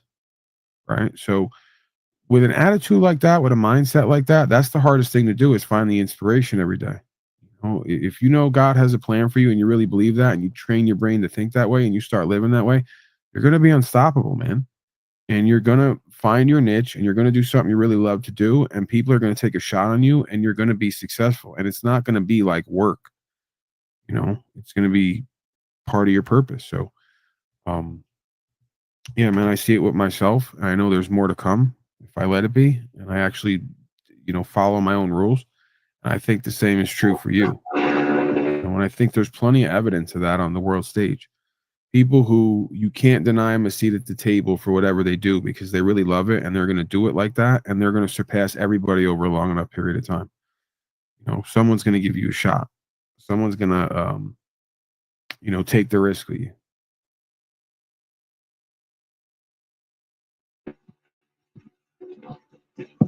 Yeah, I mean, arguably, they're. I wouldn't say they.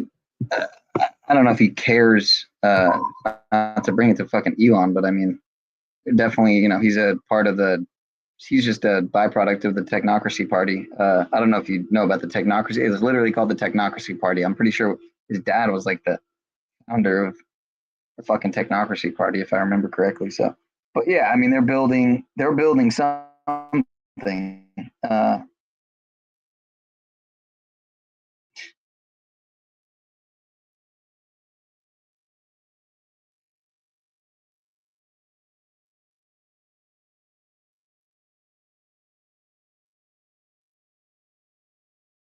So yeah, I mean, it's hard to say. Care. It's become a hindrance on any progress. So, but in the sense of, worldly attainments and goals and desires. But so again, it's been a benefit and a more so in the spiritual, but also a curse in the sense of the material and the spiritual are interconnected, and there is a there should be a cohesiveness there. There should be a dance between entertaining the material while staying grounded in the spiritual, and leading with that. Being in the world but not of it. For lack of a better phraseology. Yeah, what would you do if you could wake up every day and say, and again, this is how funny we are. you could say, have your dream come true today, and a year from now, you'll treat it as if, you'll take it for granted in that way, right? What would be your dream when you finally get it and live into it enough? Kind of changes over time, right? To where what once was a dream is now just another thing you did or experience. But if I had to ask you, what would you wake up every day and do? You're vacuuming. Obviously, you'd wake up and vacuum every day. We know that. We hear that. What would you wake up and do every day? I don't care if it's just, and don't like hold back. Don't feel free to be silly or it seems to be silly. Like if you said, I want to wake up and be me every day and have people pay me, right? Like, wouldn't that be one of your goals? If you're not money hungry, dude. I mean, I would, you're not lying. Yeah, I would love to get into the, then I would really have a space to rival, to like get up on Jack's panel, and I would be the the health coach next to the life death coach, the holistic health coach, you know what I mean? But I can't be that as someone who's knows that they have health issues that they need to address, so it would be too and that's why I haven't, that's why I don't, that's another thing that I was also kind of starting to get into before this shit all happened a few years ago. So again, I'm not even going to bring up any theories about why what happened or whatever, but I know there's definitely a things happen for a reason component to it. So I've entertained so many different possibilities of why that higher order calling came to make that happen, where I was put in the life changing. Again, I still got my life. I could have died. I mean, I definitely could have died because I could have fell on my fucking head, you know what I mean? Instead of my face. So, because I fell from a standing up position and I fucking hit concrete, so. Right, but you don't want to take any risks. What do you mean? Yeah, exactly. No, yeah. Like you don't want to go. And I also see all these people dropping around me, dude. I mean, which definitely adds to that. I'm not just talking about people who were fucking juiced up. I mean, friends of mine who, one that OD'd, one that got in an accident, one that fucking, another one that OD'd, someone who took their life recently. Like, just people are just, always going to be dropping. The longer you live, the more people you're going to see go, And one of the interesting things about being in the grief share, man, is learning new ways to integrate grief, reconciling just grief and kind of addressing unresolved trauma, that seeing trauma in a different way, realizing all the different types of unresolved traumas, unreconciled, realized traumas. It was enlightening, man, to go through that, even though it was in a church and it was kind of like Christian faith based, which was kind of odd to be in that for me. It was strange. The psychological therapeutic aspects that I got from looking at those unaddressed, unreconciled traumas, like my dad's suicide, it's 15 years now, you know what I mean? But I realized 15 years, and what do I have to show for reconciling that trauma? How have I, you know what I mean? Like, how much of potential unreconciled trauma has resulted in my current beingness, and the way I am in my subpsychology, and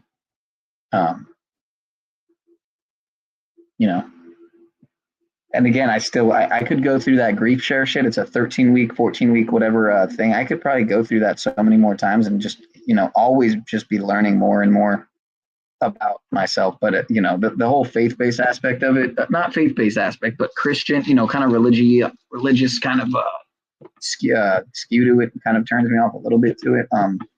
It really lean heavy into the Jesus stuff, but I wouldn't say heavy, but it's a they wait till like you're a few weeks in, kind of like the first few weeks, they don't really bring it up. And then by I think week 3 or 4, you kind of start to notice there's the mentioning, because it's basically, they showed this video, 30-minute video every week. It's like a 2-hour group, 1.5, 2-hour group, and a half hour of each day. You know, you're watching a video and it's all these different people giving their testimonies of, you know, their individual grief and who they lost. And where was I getting at with it, man? Yeah, it kind of similar to the panel verse where you hear so many different perspectives. That was one of the benefits. So what do you feel regarding that whole situation? Like, what is it that you feel, or what's the sensation that, you know, is an impediment to you or your lifestyle? I think there's a part of me who desperately doesn't want to end up like my father, you know, and I don't think I will. I mean, I've verbally and to myself and to others, you know, kind of made a commitment that I wouldn't be. And I mean, even to the point where admittedly I've never done it, which maybe is another venture I would love to, you know, get into, but you know, suicide prevention awareness and that whole area, like where one of my older sister kind of was into that for a while. She, you know, did a walk and she was fucking part of like some group, I think support group or whatever for a while. But yeah, I mean, I would love to be an advocate for that just as much as I would for, you know, drug awareness, you know, overdose prevention awareness and all that. But again, I would have to pass probably all kinds of background checks if I ever wanted to get into again, bro, there you go. You do it. This is what your brain does that you're going to have to retrain. Every time you say something, you have an opposing sort of self-defeating whataboutism, right? Yeah, for sure. I can't do that because blah, blah, blah. You need to retrain that aspect of you because that's going to make you fail in everything because you're never going to try. So there's a place for everybody who has something they need to transmute.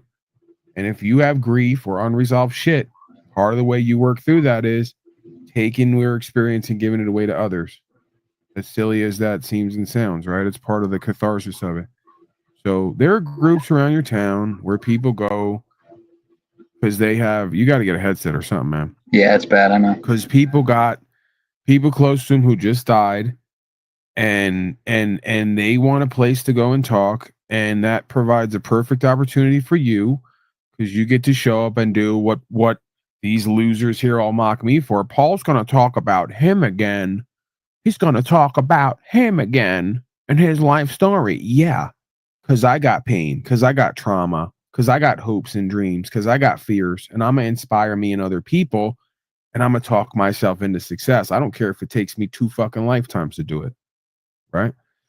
So, yeah, bro, that's part of my practice, and they can shit on me and mock me for it and call me arrogant and egotistical and narcissistic. No, that's how I get through the day without killing myself, right? Or going back on drugs or whatever else. That's how I keep my mind straight.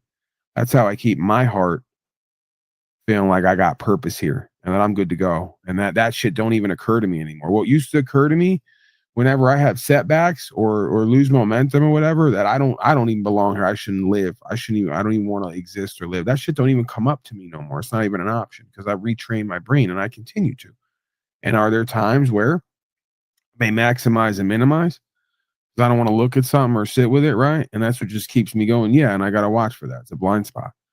But again, you tell me every time you love something and want to do something, be something, and right away you got that neural pathway that you want to go down of why it can't happen. Instead of saying, no, this needs to happen, and I'm going to show up every day for myself and others and make it happen, and I'm going to be better for it. This is going to it's work, dude. You're literally pulling your fucking ass out of a hole, and your body and whatever that's used to it is going to fight it and say no but and it's not and it's going to do all the shit that these losers on here try to do at me. And do I even fucking listen beyond like the most shallow aspect? Yes, I will be open to a degree to get feedback that's constructive, but beyond that I just fucking go, okay, you keep denying me and what I do, and that just serves as an inspirational source, right? So you need to flip that aspect of you that shows up outside, just like we all do, to work for you instead of against you. And then your brain's going to start to think in that way, right? It's neuroplasticity. You're going to catch yourself if you start training yourself, just like any other aspect of your body. It's going to start to change, and you're going to wake up on days and say, this is what I'm going to do and talk about today. And I'm going to do it in front of an audience. And I don't give a fuck what anybody says or thinks, because I'm freeing me up and I'm going to be better. And I'm going to talk about whatever's in my mind and heart. And I'm going to touch somebody today, right? Some way, somehow. And I'm going to bring value to myself and my community. I'm going to be that, right? I'm going to, and that's going to come back to you too, as well, right? So again, we're back to that idea. Do what you love to do what you know you need to do, and do it for the right reasons, and keep doing it. And power and value in a positive sense is going to show up. I don't care if it's just taking power back over your life. That's power. I'm not talking about Slow State, these other folks who admit the only book they ever didn't read was Machiavelli. I don't do none of that. I'm not Robert Greene, 48 Laws of Power. I've read all that shit, but it just doesn't appeal to me. You know, it's fucking power hungry, desperate, insecure, and manipulative. What isn't that appears as that is confidence in a truth and a way of living and a way that we all need, whether I perfect it or not, right? This is as old as the hills. So, yeah, man, we got to retrain our brain. And part of doing that is get all the fucking shitty thinking out of your life, all the loser failures out of your life. Focus on what means something to you. Keep doing it every day till you get real comfortable with it, right? And then start seeing the what you reap is what you sow idea come to life. And that's going to be the practice, man. That's the practice for all of us, right? If you really look at it and step back, that's the practice we all need. That's for all of us, wherever we're at, that very few are doing, especially in these spaces, right? And that's another reason I'm sure you intuitively took a time off from these spaces, because most of them are fucking toxic. These are spaces where they want you to think like that. They promote that shit. Loser, failure, stinking thinking, right? You know? I can't do that. I'm not going to do that. Oh, that's not going to work. Oh, legal, awful. Oh, that's bullshit. All sob said. All blah, blah, blah. All the fucking bitch ass excuses why they're not going to find what they know is in their heart, the same as it's in mine, and pursue it to some end, right? Or at least work with it. So, yeah, man, we talked about that, right? Just cut that shit out. You got to train yourself to stop with that. Yeah, but, you know. And yeah, you gotta flip it. You know you need to flip it. You need to transmute it, because you got all this shit sitting on you and with you. Yeah, it's going on 4.5, fucking years soon. So I mean, 4 1/3, whatever. But again, before this shit happened, with this freak accident, again, it's not like I was radically different. So for the most part, I've maintained a lot of the same psychological traits and characteristics and whatnot, flaws and flaws in the You know what the difference between a hero story and a villain story is, if you want to look at it that way, is something really bad happens to both. One chooses to allow it to make them, one gets broken by it. And in a way, a lot of ways, that's a choice, man, whether we like to hear that or not. You know, so whatever the fuck you got going on, like I suggest that I'm presuming it's your face by what you tell me. You got to start to look at that fucking thing as a reminder of what you need to do. Right? That's another way to transmute this shit, you know?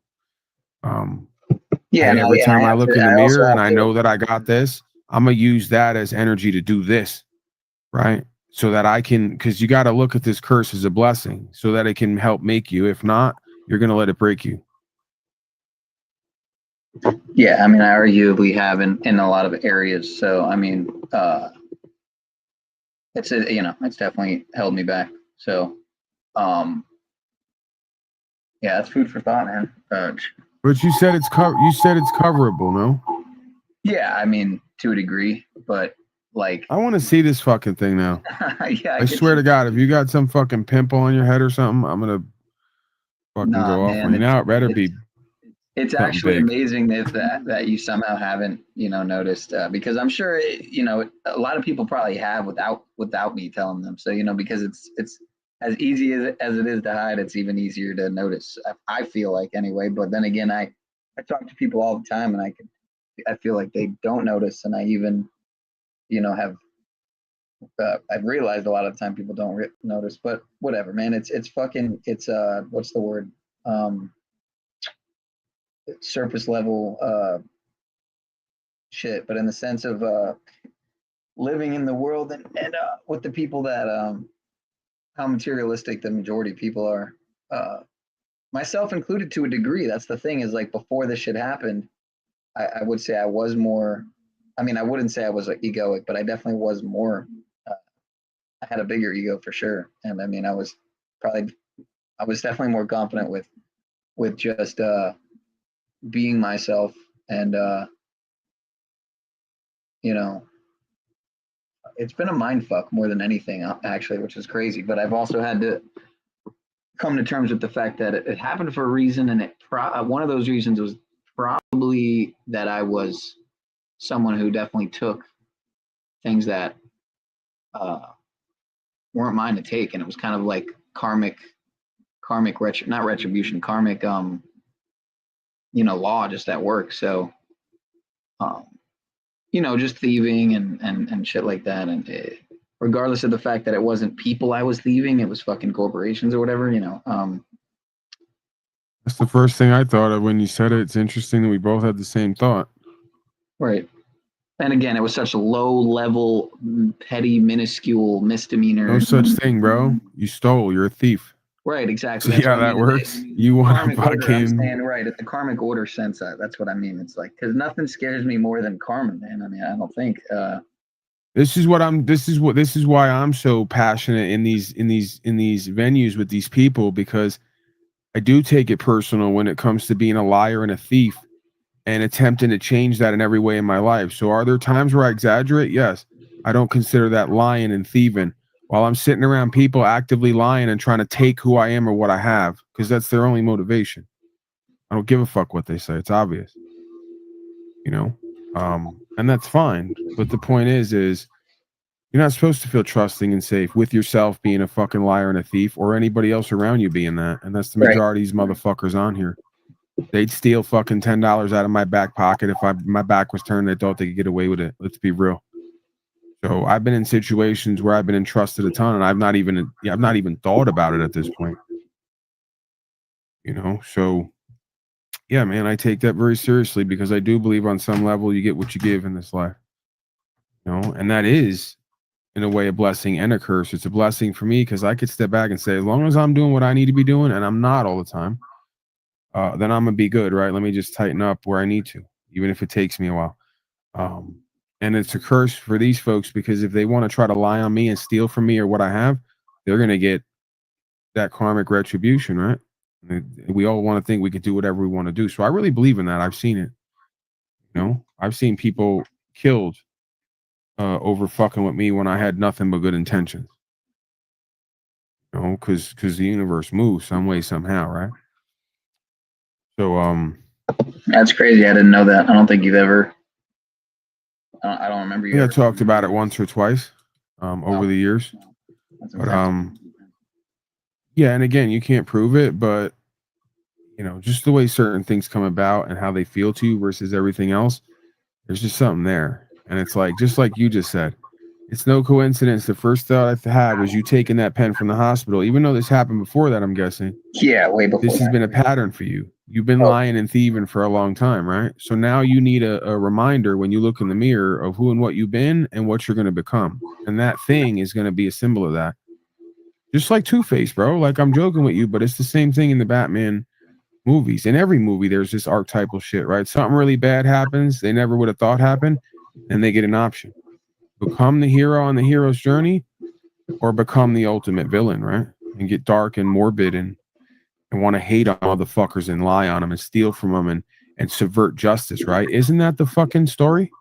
I mean, in my case, it was more just fucking, at the time anyway, it was taking shit that just to better myself, supplements, fucking organic food that was overpriced, whatever. But then it turned you don't get to do that, man. Right. No, I know. I get it. It's not none of us do. It's not something I do anymore. Hasn't been for a long time. But then I'm still faced with the same after effects of the karmic justice I had to. Yeah, but it sounds like this thing went easy on you, because if it's coverable, it's not extreme. Right. And it's more of an issue for you than it is for other people, because I didn't notice it. I don't think anyone else did either. So Yeah, I think Grace also too, Mercy's, you might have been. like I said, I could have landed on my fucking cranium. You know what I mean? I could have cracked my skull open, so I could not be here easily from that. Where is this at, and what does it look like if you're not going to show it to me? You're so fucking. It doesn't even matter, man. It's because it could have been. It could be somewhere else. It could be something else, and I could use it as. It could be my fucking leg. You know what I mean? And then I. I'm not denying that. I would like you don't want to share it with me. No, I would. Maybe not on stream. I mean, I could, dude. I already know. I'm not telling you to show it. I'm just saying describe the situation to me. So, again, the reason why it was a $45,000 estimate probably at the doctor that I went to was because it was a holistic, biological doctor. Just tell me what it is, bro. I broke a bunch of individual things. Well, not a bunch, a few, but they just so happened to be, at the easiest vantage point because it's right in the front. So what that resulted in was the other individual things next to it also starting to break down and deteriorate, and it became a a cascade effect slowly but surely over the last 4+ years. And yeah. So and that's just what happens.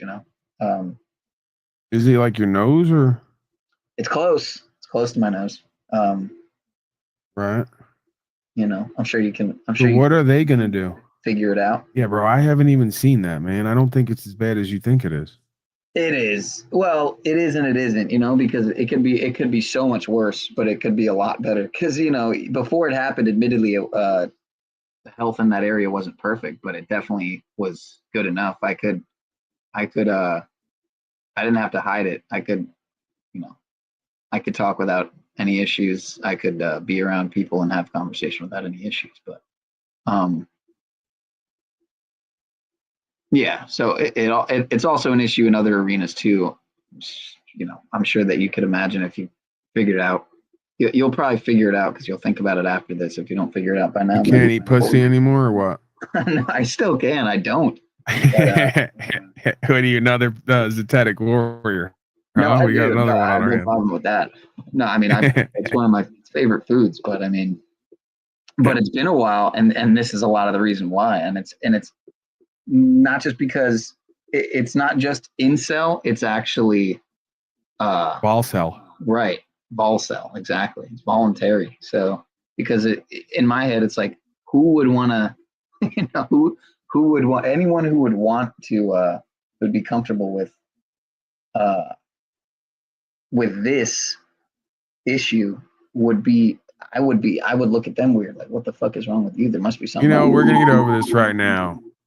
Pull your pants down. I'm gonna bang you right here, right now on this non-cast with 5 or 6 people watching. It's been a while. Get you over this. It's been a while, but it hasn't been so long that I'm like, oh man, like I've never been. You're not at that point yet. No, actually, to be honest, it actually, since this shit happened, I've managed to. Well, one time I've managed to with one individual, and she was. What was his name?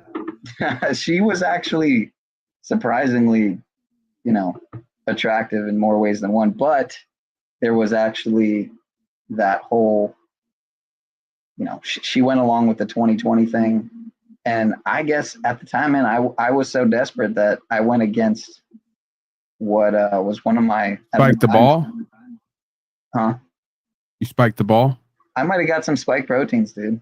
I might have got. Yeah, you spiked the ball. That's. I wore, I was protected though. I wore protection, which for me is just, uncalled. It's very unconventional for me. I'm not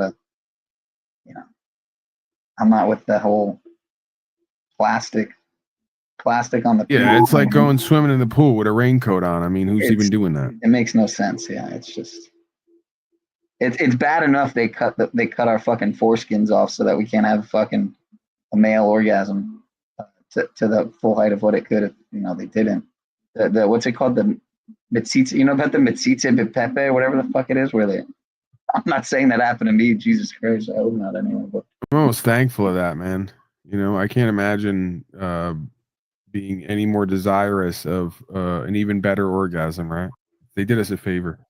Yeah, I mean, in a way, it's probably a benefit. You don't get parasites in the fucking folds and shit, and get fucking like worms and gunk in the fucking. So, Yeah, it's fucking gross. Not into that.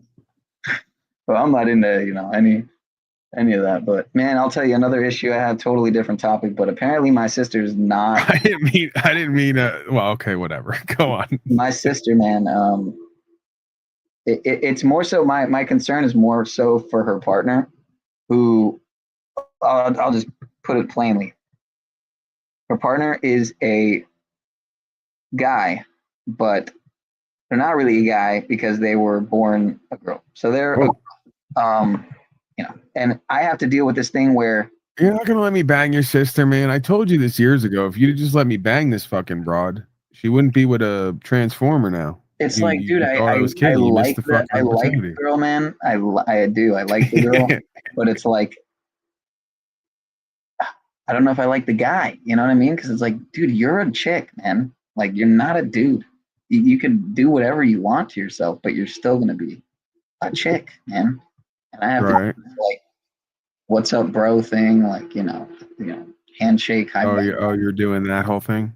Oh man, it's rough, dude. Because now apparently, do you curtsy when she handshakes, or they're he? Actually talking about. No, you're confused. This is a female to male.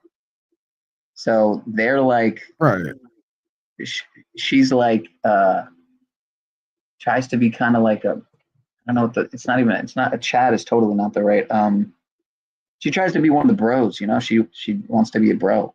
And it's like, and my sister is kind of just, my sister's born a girl, still is a girl, but I see how the cultural upload with the LGBT, Q plus. Don't forget the plus, because when you have the plus, at what point does the P come in?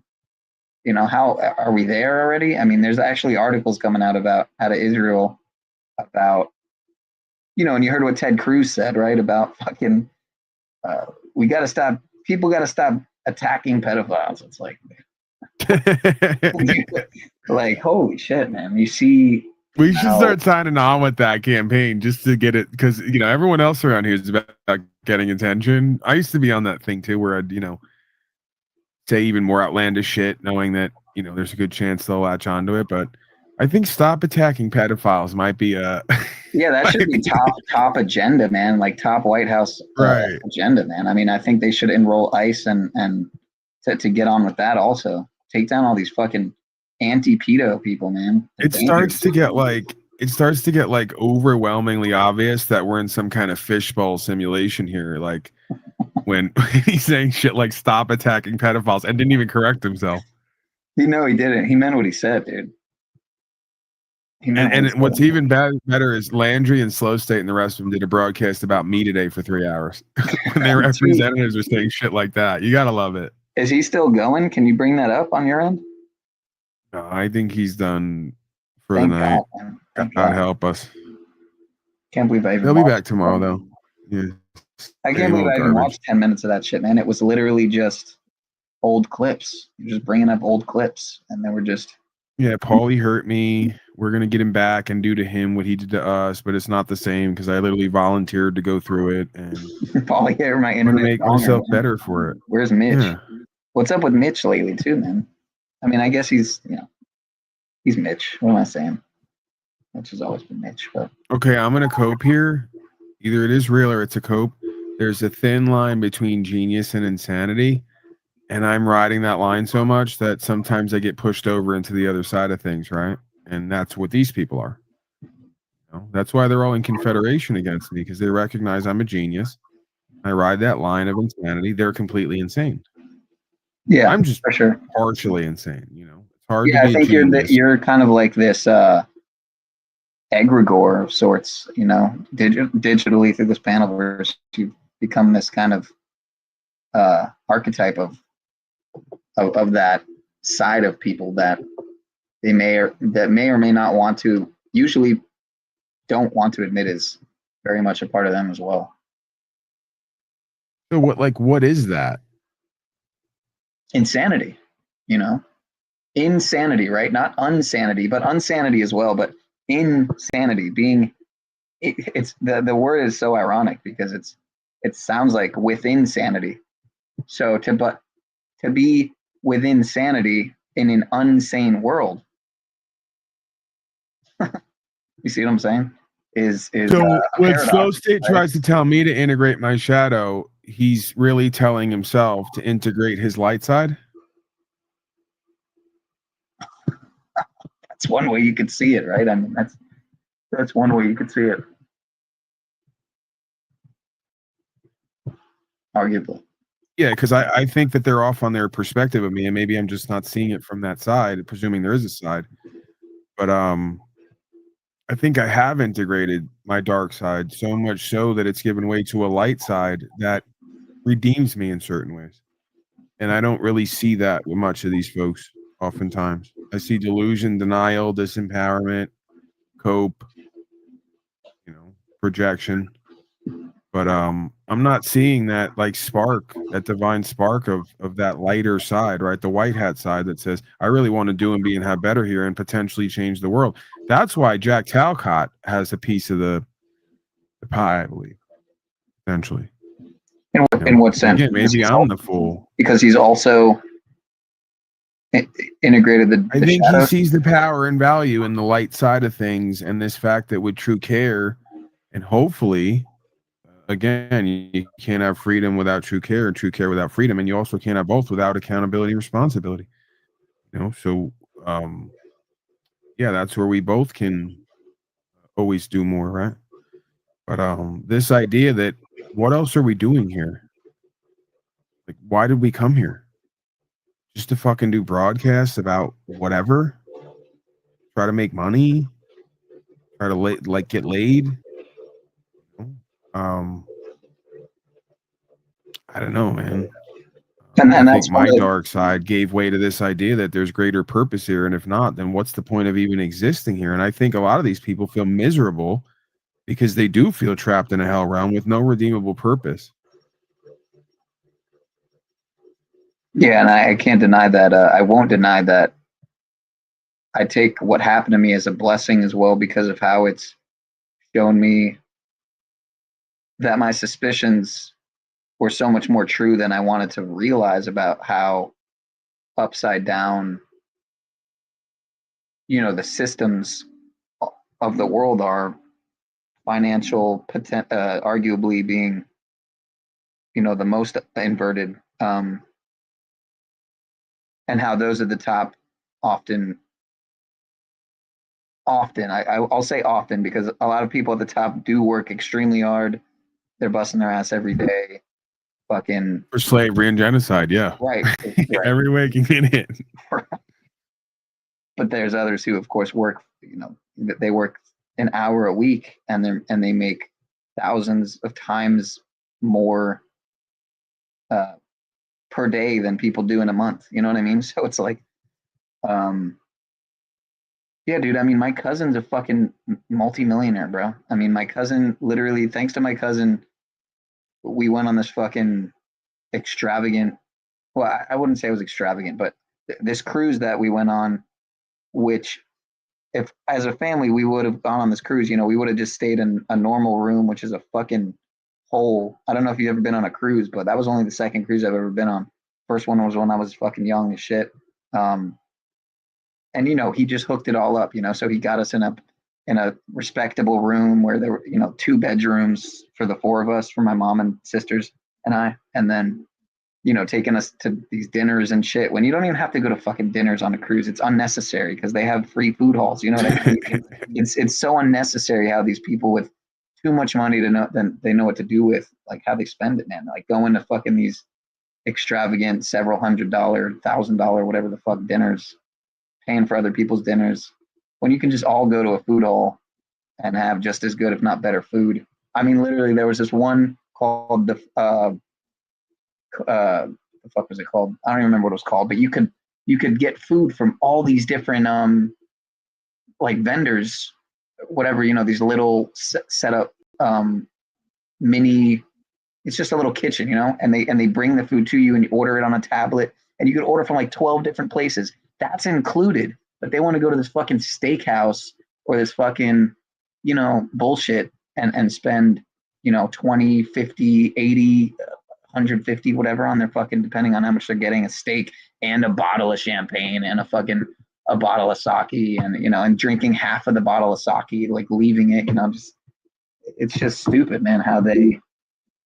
And my cousin's a fucking Trumper, dude. He's a Trump tard. He's a magatard, man. And he's vaxxed up, and he's on. What do you call it? Not Ozempic, but one of those. But the one that's an injection instead, because he just loves them fucking injections, man. And right. Yeah, now his hair's falling out. I wonder why. So. Right, just proof that money can't unlame you or unslave you. Hear me now, so I don't feed back. No, you're not feeding back. If anyone's feeding back, it's. No, I hear it. I hear it coming out the speakers into the microphone. Oh, that's me, probably. Hold on. That's you. Yeah, I mean, you should call your scumbag cousin for your facial, whatever it is, since he's popping bottles and. See why I say? Yeah, he knows too. I mean, he knows. I came out with the. I told him about it a while back, but dude, he told me that he brought up not too long ago, like, would you be interested in, like, I could probably get you in with, like, RFK and those people. Like, dude, if I did that, I would probably end up getting killed. You gotta take the Elon's facial reconstruction surgery. Yeah, dude, I would get killed because I would try to expose him. I would try to get to the bottom of his connections and how he's a total fucking controlled opposition. Again, what are you going to expose? That he's just like your cousin and everyone else? The presumption is that these people know who they actually are and what they're working for. They may or may not know. They may really just believe that, hey, we have a boys club and we're doing our thing. And again, I contend everybody on the panelverse and all these people, nobody's got the revelation and the realization. Very few people of what this place is and what goes on here. Yeah, I don't think anybody can know the whole of it, but yeah, I think that there's a deceiver in all of us, right? That potentially works through our blind spot to perceive things differently than how they actually are, and that could work for us at times. If we let it be, it could work against us, it seems. So, and I think that is the difference between a dream versus a deception.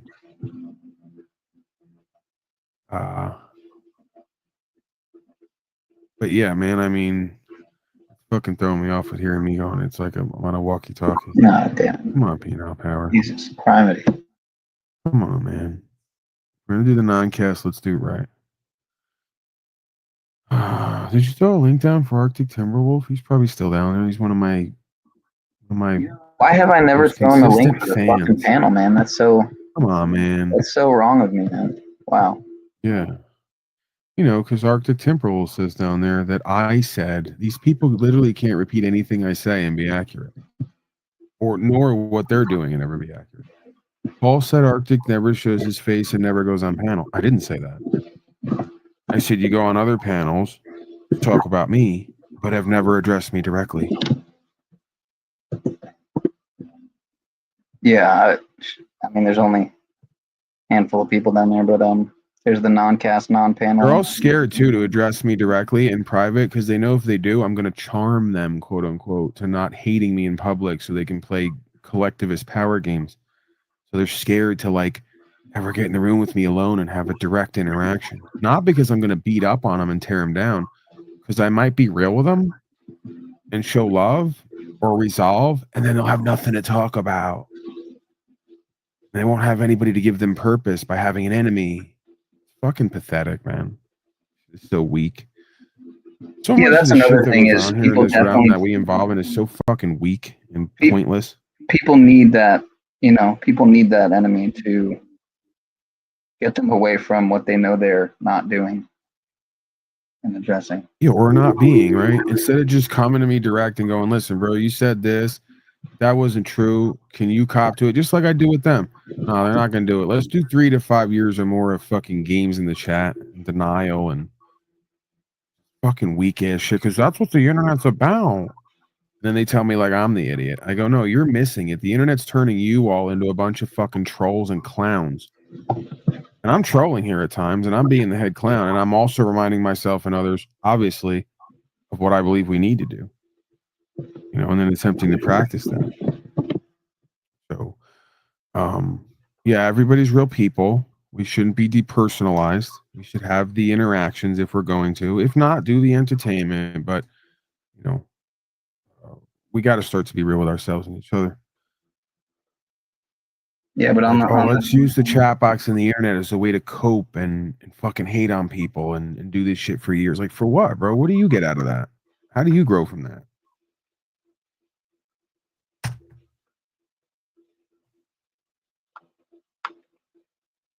Fascinated by a lot of this shit, but I also find it to be kind of weird, low level and pathetic. It's like, you don't feel embarrassed because you cope that we're on the internet. We're on the internet, so I'm supposed to be a fucking coward douchebag who sits in the chat and tries to poke and prod. Like, dude, you don't have any effect on me or the world ultimately. They think me responding to them is like they got something. Like, what? I care about you. I care about what you think or feel on some level, or give you the opportunity to express it till you don't. And then I go, this is why we wind up not caring about ourselves and each other. Yeah, and I may be guilty of that a little bit tonight, you know, because fucking here we are, it's 3 a.m. where you're at. So I'm kind of holding you here to. Well, you're not holding me. I'm engaging in this. But I do have to.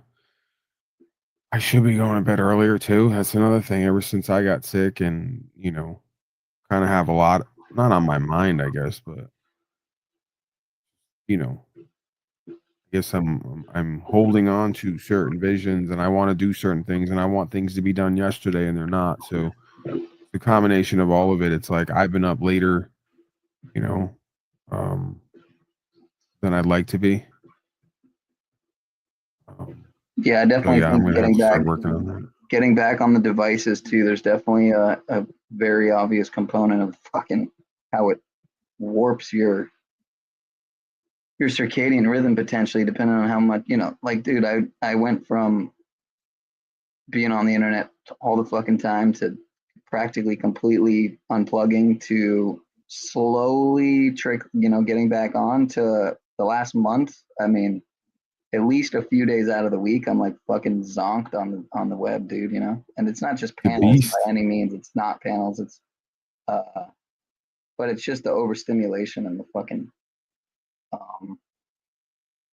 yeah, I enjoy being off the internet, man, because it can suck you in, dude. It's like, it's fucking crazy. It's an entity. And I mean, when you realize that not looking at all the recent propaganda and the illusory, delusional trappings that they make it seem are real that aren't. I mean, with the psyops and the fucking, just all the fake fucking news, man. It's so amazing the pull, because like the Charlie Kirk shit, dude. I got so pulled into all that shit, man. I'm just trying to figure out what it's all about, because I know it's something so much bigger than this fucking dude or anything about the event. But you know, I don't know where I've come to with it all. I don't know if it's looking into any of that shit benefited me in any way. I mean, I think I'm still the same. It didn't bring me any enlightenment. I mean, and I probably spent dozens of hours looking into all that shit. So yeah, I think that most things have a dualistic component where enlightenment is great, obviously, you know, change of perspective, more understanding about self and life that allows you to have a different vantage point, and if nothing else, cope better, so to speak, or even, I guess there would have to be an opposing word, right? Not opposing, but the duality is always present. So not cope, but reconcile, I think, be a better way to put it. That seeing the reason and the purpose and meaning behind things. But then there's also just living, man. Right? Again, most of these things kind of complement each other. They're most need enlightenment, and it's part of a full life lived over a long enough time if you're conscious and present and aware. And then there's, just being, right? And I think they go hand in hand, right? The more enlightenment you get, the more you're able to just be. And then that ties into the faith. So, like I said, I think most things become this dualistic thing where it's like, we're like, enlightenment, we're going to chase this, and then it's like, no. Once you start to get the download and see the holographic reflective nature of this place and why we all find each other, and tease that apart, the more you get the lessons that you need and you can move with, and start to integrate that. That allows you to be, right, and deal with all this bullshit and not have it maybe affect you so much. But yeah, the Panelverse is a fucking beast of its own entity. I learned that at some point, and it's like sped up. It's like a simulation of life that's sped up with holographic reflective therapy. Where it's always like, I watched it today. I watch it every day. I'm so fascinated by it. When I do the broadcast, there's always one person who comes in, a new person that says the same thing to me every day. I always touch on the same loop every day to an extent. And I may broaden the loop or, change the components of it. It's very similar. And we all loop because we go to bed and wake up, nighttime, daytime. Yeah, just today on Jack's broadcast, it was the craziest thing ever. A dogmatic, fake ass Christian left, a drunk left, and another two came to fill their place. And I go, oh my God. That's I didn't catch any of that, actually. I didn't even catch any of his show, but who was it? Some new people? Or was it I can't even. Was it that bald dude with the beard? That bald black dude with the beard? Yeah, that was one of them. How did I know, dude? That's so weird. That Wizard's nephew. Wizard's nephew. Yeah. I don't know. I don't even know. Yeah, because they like to bullshit online and act like I can't get a read on them, and then what winds up happening is their wife from the background just tells them, cut it out, get off of there. It's a fucking waste of time. Whatever it is she's saying, like, I don't already know. Like, I don't know what she deals with. Like, I don't know what he's dealing with. Like, I don't know why they're choosing what they're like. Come on, man. I get the whole fucking vision right there. Same thing every time. They go, no, I'm my own person. I'm different. I'm unique. You're egoic. I go, no, that's you. That's because you think there's individuality here and uniqueness. There's not. There's just replication. You're not special. You're not unique. The best thing you could do is get in alignment with the aspect of you that somewhat is, rather than think you are that and repeat some nonsense. He had a new old take on the Bible and God really is, and what its name is, and what it isn't, and how we're a white race, and all this crap that didn't amount to nothing. And the bottom line is he's broke, living in a hole somewhere, and he looks like he's half dead. He's been deceived all his life, but claims to have the answers. When you call them on it, they like to bullshit you to your face till their wife eventually reveals them from the background, right? As if I didn't know that dynamic. I haven't seen that over and over. Yeah, a lot of the shit. Man, that trips me out. And I go, how much am I doing all this? That's what always gets me like caught up. I go, yeah, a lot of it's an exercise in futility, it's just goes nowhere. Listen, bro, life can, we can overcomplicate it to the nth degree, or it could just be rather simple, to whatever we kind of want or need, right? But to me, the complexity in that simplicity, right, is fascinating to me, and just kind of reveals that, I think that some people, if they hear holographic reflective simulation, makes them feel powerless and insignificant. To me, it proves that we can affect anything and everything, including ourselves. There is a field here, right? And everything is connected on some level and traces back to some source. So this, to me, is the freeing, empowering, sort of encouraging dynamic once you start to see it for what it is. Have the experience in your life, tune into it, and then see how science is matching up with that. That's again what allows you to then start to think and be someone who that if you do certain things and do it a certain way, you will have an effect and you will change whatever this place is for whatever you're meant to. To me, that is inspiring and empowering. And again, the quantum physics backs that, as far as I understand it.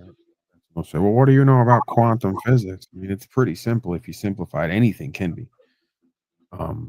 But there's complexity in the fact that could even exist, right? Imagine how complex of a universal system this is, that some way, somehow, it knows who and what you are and is giving you what you need on some level if you can tune into it or align with it. Yeah, very difficult for the rational, logical mind to conceive of, but if you look, it will be found. I've done it with other people. I go, meditate on this idea and align with this and see what happens and open yourself up to this. And it just starts moving on them in their life. And then they start having the internal war of, is this a thing? Does it really work? Is this true? Or I must be believing it is. And it's like, well, what comes first, right? And does it really matter? If they say see it and believe it, when really it could be believe it and then you see it. And I've always kind of played with that idea.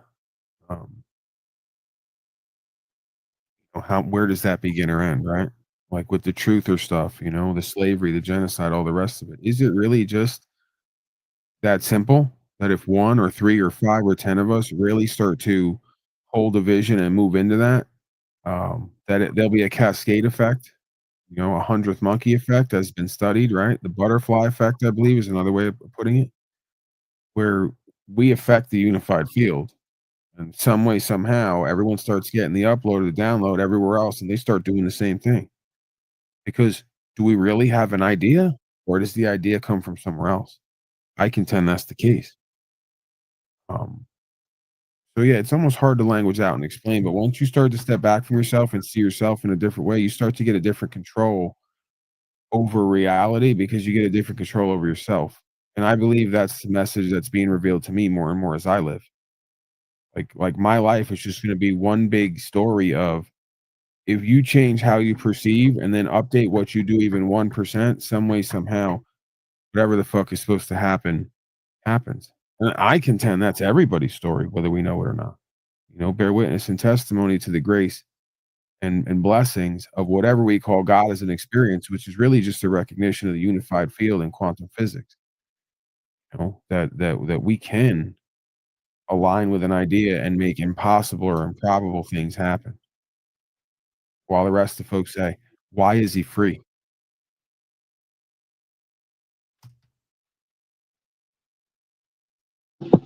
Yeah, so I've, just my biggest thing now is with the Beat It, with the Earth Day coming up and all that, Earth Day anniversary. I do want to kind of just gift it to myself, and admittedly, I mean, I have, enough to go ahead with at least a little something to put towards that fund that I was talking about. But the question is, do I sell myself short and just go save a little money to get a little bit more work done through an allopathic model, through an allopathic avenue, regular fucking doctor? Or do I invest a little more in myself, knowing that while it's more expensive, it's something that I don't have to always feel like is leaching fucking potential metals or plastics or whatever the fuck chemicals into my body, to maybe get a little bit, maybe more work done for the same, price, but at what expense? So that's a lot of the reason why I just haven't done shit, because I realized, man, this body isn't me anyway. Like, what the fuck am I going to invest tens of thousands of fucking dollars potentially into something that I'm just going to have to, it's a finite experience anyway, but then I see more and more of these videos about just uncovering more of the lies about health and how we can kind of live a lot longer if we just do simple. I don't want to say life hacks, but simple health. Incorporating just certain health elements into life. Plants and herbs, et cetera, et cetera. So, and I haven't incorporated a lot of that, and that's why I've somehow still stayed on top of what could have been a lot probably worse issues. If I wasn't taking the fucking parasite tincture and I wasn't fucking still trying to be mostly plant-based and all that. But I also notice how it's all, there's all the time I'm, as an excuse, I kind of use this issue in particular, to allow myself to feel more comfortable in lesser savory health, habits, eating shit, vaping, whatever. So that's another thing. I know if I invest in myself in that way, especially going all the way with it, going to the holistic doctor, biological, whatever, biomimetic, whatever, I'll be that much more inclined to keep that energy, eat healthier, because I spend the money on myself. So now I'm going to eat healthier because I might as well stop fucking vaping, because that's not going to, it's kind of a cascade effect. Like, go back to the butterfly effect. When you do one thing, one good thing leads to, another good thing. One bad thing leads to another bad thing. Or in my case, one non-thing leads to another non-thing, So, yeah, I guess I just gotta I'm gonna make a decision here because I don't have much time before this 33, man. It's no funny how before we were talking to Landry, you said that I'm 5'10", you got 5-10 years on me, man. You don't got, unfortunately for me, you're catching up. Yeah, I'm catching up. I'm not that far behind you, actually. So, I just keep getting younger and you keep aging. That's why I'm God of all media. I'm like 32 now. You're going to be older than me in another year.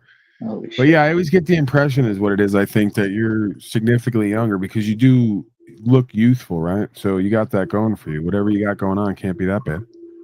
Which is amazing considering the issue in particular. It's, I guess, not aged me too much. So that's good to know. I think that you tend to fucking blow shit out of proportion, man. Well, it's also we got to get out of here because we're getting late and I'm going to wind up. I haven't matured in many aspects, dude. I'm still fucking living at home. You know what I mean? So, that's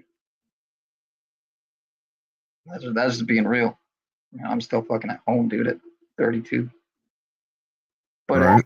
I also, to me, it'd be crazy to fucking get a place and pay all the, work just to pay these bills when there's this 2 fucking story house sitting here with just my fucking mom in it. It's crazy, dude. Crazy. It's stupid. It would be retarded in a sense. but right, but then it wouldn't be retarded, of course, to be here and be stacking up money to potentially do that down the line. And I have done that to a very, unfortunately, admittedly limited degree, because I have mostly not been working since this shit happened these last few years. So, and that's why the driveway, has had my car sitting in it for fucking 2+ years. So, hasn't moved. So I'm like Snafu in that regard. But in my case, it's not just the clutch; it's the fucking whole car, man.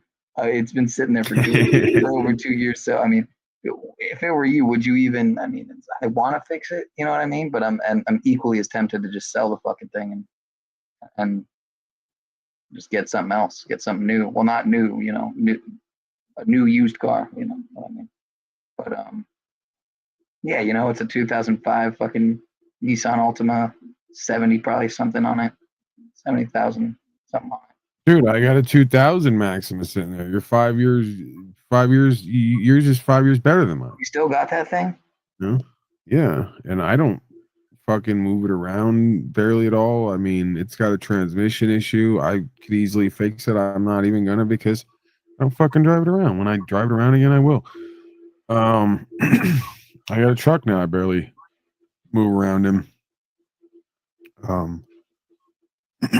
Which moving forward, that's going to be another saga, right?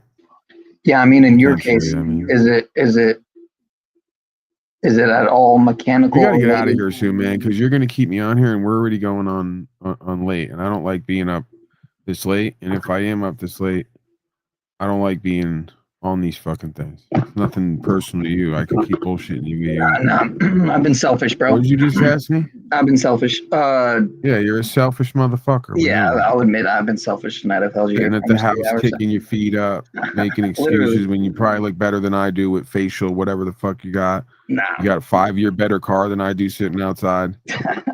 You got fucking 2-story house. I'm in a trailer they make fun of me for. Fuck you, peanut power. Hey man, I'm piqued my interest with all this talk, this land talk, man. You know, so once I address this shit with myself, that's definitely something that I'd be interested in helping out in some way, shape, or form.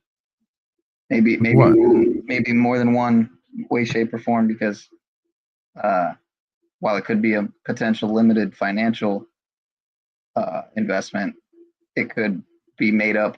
The slack could be made up with potential sweat equity, so to speak. So, you know, I don't have much building experience, but or much in that regard. You know, handyman. I got very limited experience in a variety of, you know, what do they say, jack of all trades, master of none. I'm not much of a jack of all trades, but I've dipped my toe into in the, you know, plumbing at one point, electric, roofing, but very limited, man. So I don't know how much I could help in that regard, but I can tell you I've watched a shit ton of Building Off the Grid, which is the show on fucking. So you got YouTube experience. It's not YouTube. It's this channel on fucking cable called it used to be called DIY. Now it's called Magnolia Network. But this show Building Off the Grid, man, I've drawn a lot of inspiration from that show over the last couple of years. I've watched it. It's kind of like this secret fucking, you know, I mean, it's not a secret. I mean, it's definitely been something I've wanted to do for years and years, man. It's get out of the fucking slave hole suburbs and where the fucking I'm being radiated 24/7, fucking smart meter attached to the house, buzzing my shit. You know what? The way they make houses now, man, the material they use in the construction of these houses, bro, it makes it so mold is thousands of times more absorbent. And guess what? Mold has a very symbiotic and what's the word? Exacerbated effect with. It's the fucking EMFs, dude. The EMFs work in tandem with the fucking mold and the materials in the house. They've literally made these houses to be like this fucking radiating mold. You're living in a mold house now? It's a shithole, dude. That's what they've made all these houses to be, man. It's crazy.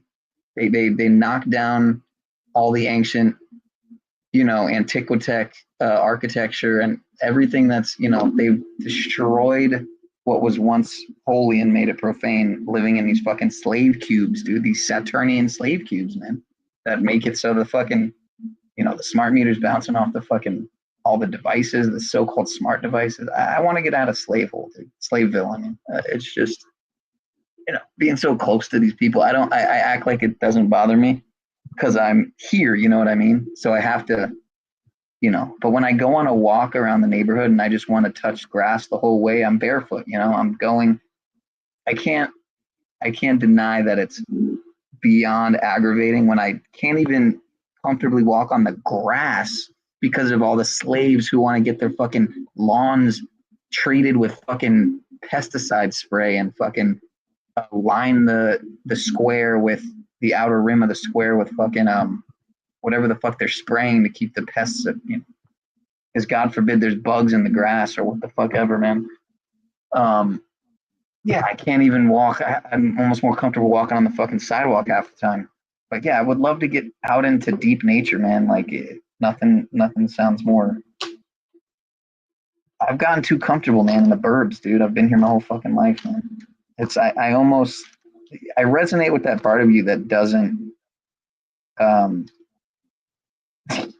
jail isn't the worst place, man, because in a lot of ways it's not that far off from the burbs, dude. It's like what's the difference? Yeah, you're locked in there and you can't really you don't have the freedom to do, you don't have the freedom to do what you would do on the outside, but it's not that much a far cry from living in a slave hole like the suburbs or whatever. I mean, admittedly, I'm in a much nicer area than the average probably suburb in the majority of I'm not in fucking Miami like downtown or anything like that. I'm not in downtown Lauderdale even, which is also pretty shitty in a lot of areas.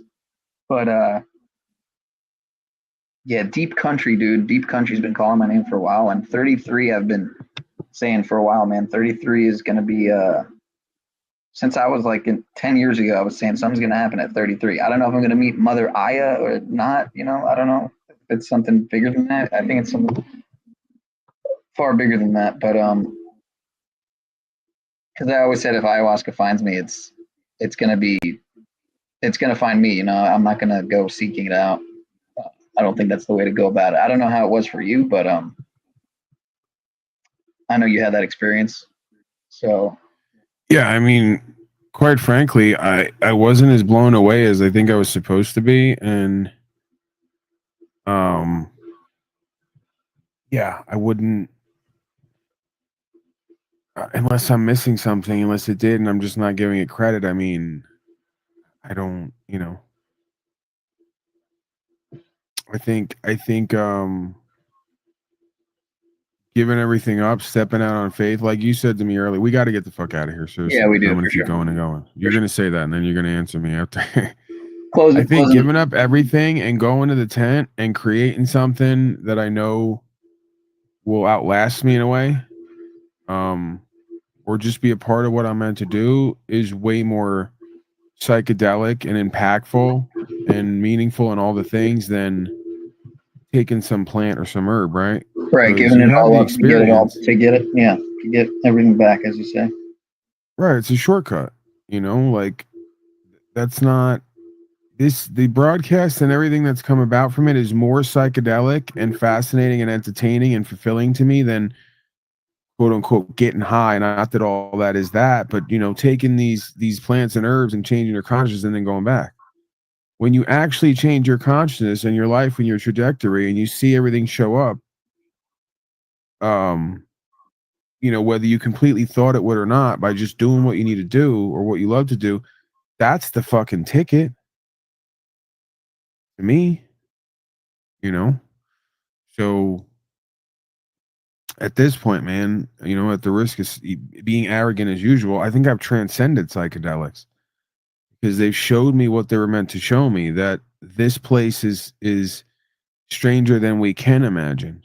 And that somehow inside of our brain or in our mind, we have an ability to literally change the room around us with chemicals and signals and impulses. If you could do that with plants and herbs, imagine what you could do with all the other practices that come down through the ages, right? So again, we want that shortcut, quick fix, high in the sky and pie in the sky and all the rest of it. And look at the colors, man, and change your consciousness. And then it's like, well, what about this day to day, what we have access to that we discount because we're reaching out for the plant and the herb to change our consciousness when whatever is in there is in us on some level, right? Isn't that the fucking miracle? Isn't that the psychedelic sort of trip, that we miss out on? That if you change your thoughts and your emotions and your actions, that your life changes around you.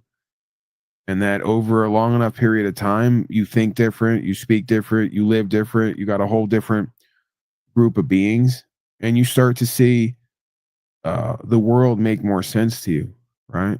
Or at least your world and the world start to coalesce, and almost complement each other. So, yeah, I mean, shit, I took a ton of DMT, did ayahuasca. Did I do it twice? Maybe just once. But yeah, man, I mean, I remember even after it, like I was crying and whatever else. But she was like, well, what did you see? And pretty much just a different version and vision of what I had already seen, or started to come to the realization of. And then they always go, well, you didn't have enough. You got to take more and more and more. And it's like, okay. Again, I smoked PCP at one point, left my body, had that realization and revelation. At a certain point, man, the drugs just become what they've always been in your mind, which is a tool. If you've had the experience, then the experience is supposed to lead to the revelation, and it seems that we miss out on that. We want to just keep taking the drugs or thinking the answer. No, it's a tool to reveal a deeper or more expanded experience here that's available for us. So I feel like they did their job with me. If we're gonna see it as a tool rather than just getting high or escaping or killing pain, because that all comes in the mix too. But yeah, I think that they kind of did their job, because now I walk around day to day. I don't even want to take these plants and herbs and drugs, because I go, I'm on a natural high and I'm connected to something beyond all of this. And yeah, that's a cool parlor trick, but when you start to become available or aware of what's available for you in the world, right, whether you're of it or not, and that you do have almost a psychedelic sort of power or influence on yourself and therefore on others, that's the trip. I'm constantly on a trip here, right? Like walking in 2 or 3 worlds, would seem, with these different aspects of self, right? I think that's part of the realization of aspects of self as well. Is yeah, kind of how trippy and entertaining and fascinating and revealing it all is, and we still don't have all the answers, and there's more to come. And we just got to live life. Yeah, man, I wouldn't put all my eggs in that basket, you know, by any means. By doing that, you're confirming to your mind that you believe the answer to who and what you are is in those plants. Those plants, at best, you're taking off. If Peanut Power's taking off, he's got his plane. He started it up, his VTOL. It literally sounds like I'm fucking taking off in a fucking VTOL. It does. You're in a prop plane. It's fucking ridiculous. But yeah, bro, I think that's what we're supposed to bring back to everyday, quote unquote, everyday based consciousness, is this idea that there is a lot more magic and miracle and tripping that we could do just by going deeper or stepping back from ourselves and looking at who and what we are and what we've done. Again, maybe I have myself tricked, or the drugs got to me. Like my father used to tell me that the drugs warped your brain, Paul. You put all this fucking garbage onto me, and I'm like, I don't think that's the case. And then, of course, more and more I start to see the timeline line up, and the physics line up, and other people's experiences line up, and then start to see manifestation in my own life, to the point where the people who said I was crazy and sick and all the rest of it now are wondering how the fuck it happened. And they think that I don't know that that's what they don't think that I know that they've had a change of heart and mind by just witnessing my journey and the revelation. And that's what it's supposed to do. Right? So what do you need drugs for when the trip is that you are an eternal being having a finite experience, living the same truth now as someone did 5,000 years ago for the same exact reasons, and you literally have the same exact options, and you get to choose now. But do you really? Because it all leads to the same place. So I don't know if that makes sense to you, or that's I'm painting the picture there, but I don't need plants and herbs and drugs at this point. I'm involved in shit like talking to the guy about God and the physics and manifestation, and then him going, yeah, okay, and not being quite convinced, and then leaving the house, going down the block, finding a guy on the side of the road. He has the heart to stop for him, right? And before he leaves, he goes, I got to get an engine. I don't know where I'm going to get it, because it's a very rare engine. I don't know shit about engines. He's like, it's a fucking 10.0, this, and this with the shaft that does this. It's almost impossible to find. It's very difficult. And leaves the house, goes down the road. I tell him, have faith. The universe is going to provide. He seems a bit hesitant, rides down the road, and decides to help the guy who's on the side of the road, because he's got a tow truck, and I explained to him, I really do believe if you just do the next right thing and you follow that internal guidance system and you don't let the other party talk you out of it, you're going to see this thing work. So he stopped for the people. He probably would have done that anyway. But he was definitely more likely after this conversation. Either way, he stopped. He helped the guy out. The guy said, I don't have no money. He said, don't worry about it. I'll take care of it. And he brought the guy back to his house, and the guy said, you need a 10.0, whatever engine. It's right over there. You say you build cars. I don't need it. He comes back. He goes, I just got the engine that I didn't know where I was going to get from a guy who I helped right there who didn't have any money. See? And I've had X amount of those, to the point where I should write them down just so I remember them to remind me of these things, because it's very easy for this shit to slip away at times and us to forget and then have to be re-reminded. That seems to be part of the practice as well. Just this forgetting to be re-reminded. But yeah, man, reaching into the fucking thing to try to look for money. We were buying, when I was trying to resell shit, right? Going to Goodwill and buying these suits that, taking a chance on them, seeing if we could flip them for a little bit of value, if they were worth more than whatever we were giving them for, and they were in good condition. And I was checking the pockets, and again, this is how the universe kind of talks to you, like, Paulie boy, you're looking in the pockets at fucking, and that's how much of a fucking Italian Jew I am. That's fucking wild. Checking the pockets of these fucking. I never thought to do that, man. I'm shocked that you're not criminally minded enough, bro. That's a good thing, right? But no, I mean, at least I don't remember having done that, because I've been to the thrifts, I've been to Salvation and Goodwill and shit, and I don't know if I've ever done that, but I've done some pretty Jewish ass fucking shit in my time, dude. Right, but that's not totally criminally minded if it is at all, because I'm not stealing. Right. No, I'm buying these suits and I'm checking the pockets.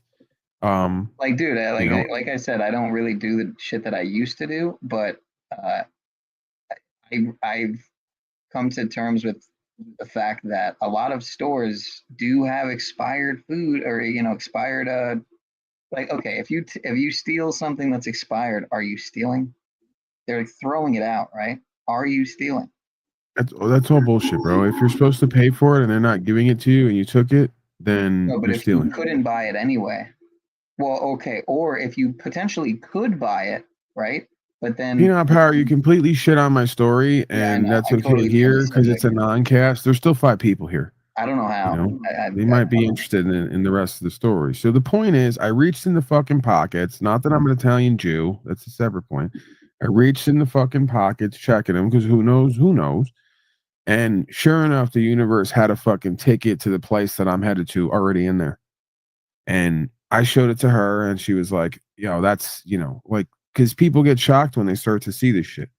Like, because they doubt it. They see it show up here and there and here and there, and they go, well, that's just this. And then they start to see more and more of it, right? And then it's like, okay, this is the thing, So what are the odds you reach into there looking for, like, whatever cash someone might have left in there, and then the universe goes, I got one better than you. Before I ever knew that I was going to have community, and all these people came about who I'm working with now in private to actually get the land there, that the thing said ticket and the name of and it's a very small town, to where I'm going to wind up heading, So how do you even overlook that? How do you deny that? How do you not take that as a sign from the universe to somewhat? And again, then we go, well, how much am I now going on a fucking lark, right? Like I got this and this means this, and you start to think you're crazy. I remember I was talking to her one day, and we were talking about the mind body spirit connection and behavioral sort of studies. And she's like, well, this is kind of interesting. It's a bit complicated. I want a reference for it. She hung up the phone, walked into the restroom at the gym, and the book was laying right there. Wherever it was, I don't know if it was the gym, wherever. She walked by somewhere, and it was in a place where it was obvious that someone had left it there to be used by someone else, right? She goes, I walk around the corner and it's right there, a big book on everything that I was speaking about. Another example, I was in Walmart the other day, just the other day. This shit happened again. I'm walking down the aisle and some old man comes up to me. He goes, you look like someone that I should give this to. Now, I have no, or he said he got an impression that he got an energy from me, right? That's what he said. Something told him to give me this book. And he hands me a book about the fall of the republic, right? Rights, freedom, principles, spiritual faith, shit like that. And I look at it and I laugh and I go, well, I go, you weren't wrong. And he goes, what do you mean? And I go, well, this is what I do. You know, and I go, and this is just more confirmation that somehow, some way, something's got me, because you said you got the impression to come up to me and give this to me out of everyone else in here, you know? So yeah, man, I mean, I got a fucking stack of those from just this year. Those are not coincidences. Those are not accidents. The universe will talk to you if you will be open to listen and if you will hold that intention with you, right? And again, that goes back to the question Slow State keeps asking himself and just raging out about, why is he free? Well, because I'm tapped into the quantum field on some level. And whatever you want to call angels or God has my back to a limited degree. And that's better than all the gold on the earth, right? It's better than all the money I could find in the thrift store pockets of the suits. And it's going to keep reminding me of that, right? That anything is possible, you know? So the ticket you were talking about was for, what was the ticket for? It was like something from the 1990s, or, you know, a really sort of old vintage looking, you know, like a coupon ticket, like you would get from a fair or something. And it said ticket reward, and then the name of the town where I'm going, where I was like, I was getting a vibe from this place, and we had already been out there, and she looked at a house there. And then we came back and we were like discussing, well, we're kind of upping and moving and we don't really have anything there. And I did this before with Arizona and everything just fucking happens and comes together. It's the craziest thing. You know, we were kind of kicking it around and I'm like, yeah, I've been through this enough now to know that when I get a vibe, there's a reason, and I can question that, but why? So, you know, and then it showed up, right? And then, you know, she was there, she saw it, and she was kind of fascinated by that or entertained by that.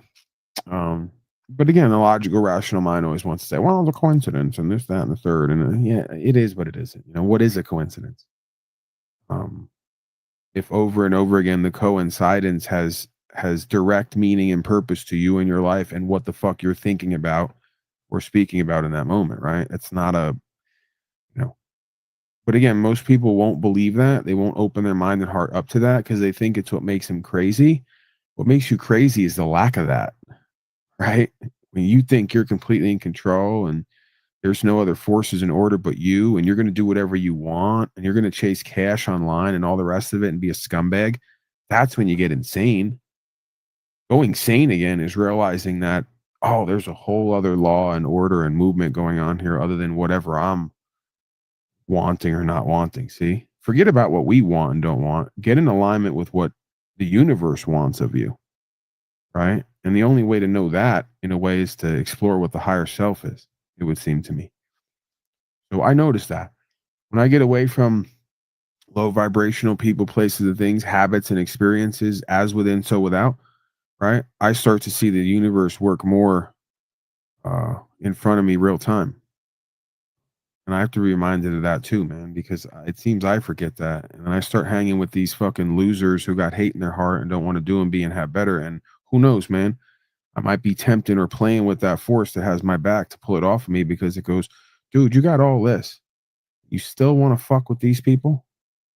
You know, as if you got something for them or with them. Why? I ask myself that. My audience asks me that. And I think it is potentially part of a process of, spending my time, energy, attention where it belongs, whatever that means, versus what it becomes, right? Where I just wind up, that's been a theme in my life.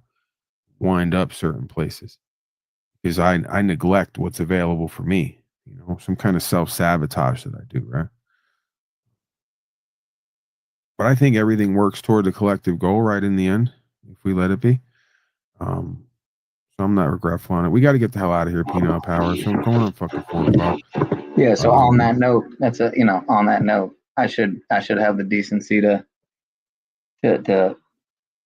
let you get to bed, man. Because guess what? You're actually 3 hours, 2 hours or 3 hours earlier than here. So you don't even want to know what fucking time it is here. I'm scared the sun's gonna fucking crack open me, so I need to get the fuck to bed too. So much love to the chat. Much love, much love. I don't know what just happened here tonight, but I do. So I appreciate it, man. I appreciate you just all right, put everything on private now. Yeah, right. The slaves who are the slaves who have you ever known love me to me? do that shit, dude? Well, I think that you should. You had backroom. I don't even know if you're being serious? I have one really thing. I should. Well, yeah, not for the system or whatever else. Again, it doesn't matter either way. I would rather limit people's sources from where they can pull clips of me and spin it. I also ultimately know that they're powerless and it really just doesn't matter. Yeah. But, I did have a backstage private interaction with Landry and I tried to hold him to that. And I would prefer that I didn't get any of that other than I only got when I was on panel. Like I didn't get any, all right, whatever. Because at the end of the day, these people aren't fooling me. I know on some level they love me because they couldn't hate me as much if they didn't have the polarity of love for me or some form of respect or inspiration or just entertainment. So who's really using who? Who's fooling who here? By the end of all this. Yeah, and again, I don't really have much to use these folks for other than a practice for myself and vice versa. I would contend for them. So we're equal. They asked me today, who are you equal with? In that and they didn't specify, right? They were talking about content and practice. But when it comes to the creational aspect, right, of the potential we all have and what is possible for us and what we're here to learn, we're all equal in that. We're all mirrored reflections for each other, one way or the other, it would seem to me. All right, Pineal Powers, how many feet are you right now? How many feet away from the vacuum cleaner am I in? Atlantic Ocean. Like, how many, what did you end it? Okay.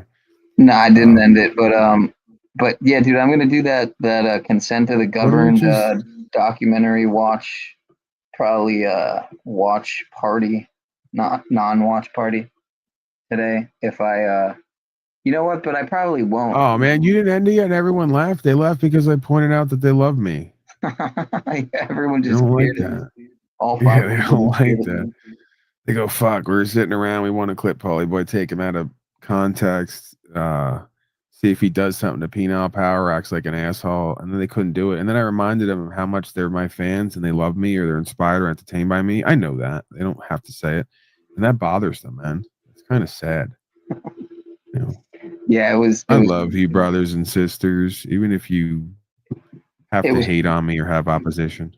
Yeah, I don't know if Modern Man or Arctic Timberwolf were still here, but it was probably definitely Damsel and Big Stank and maybe Yeti and who else was here?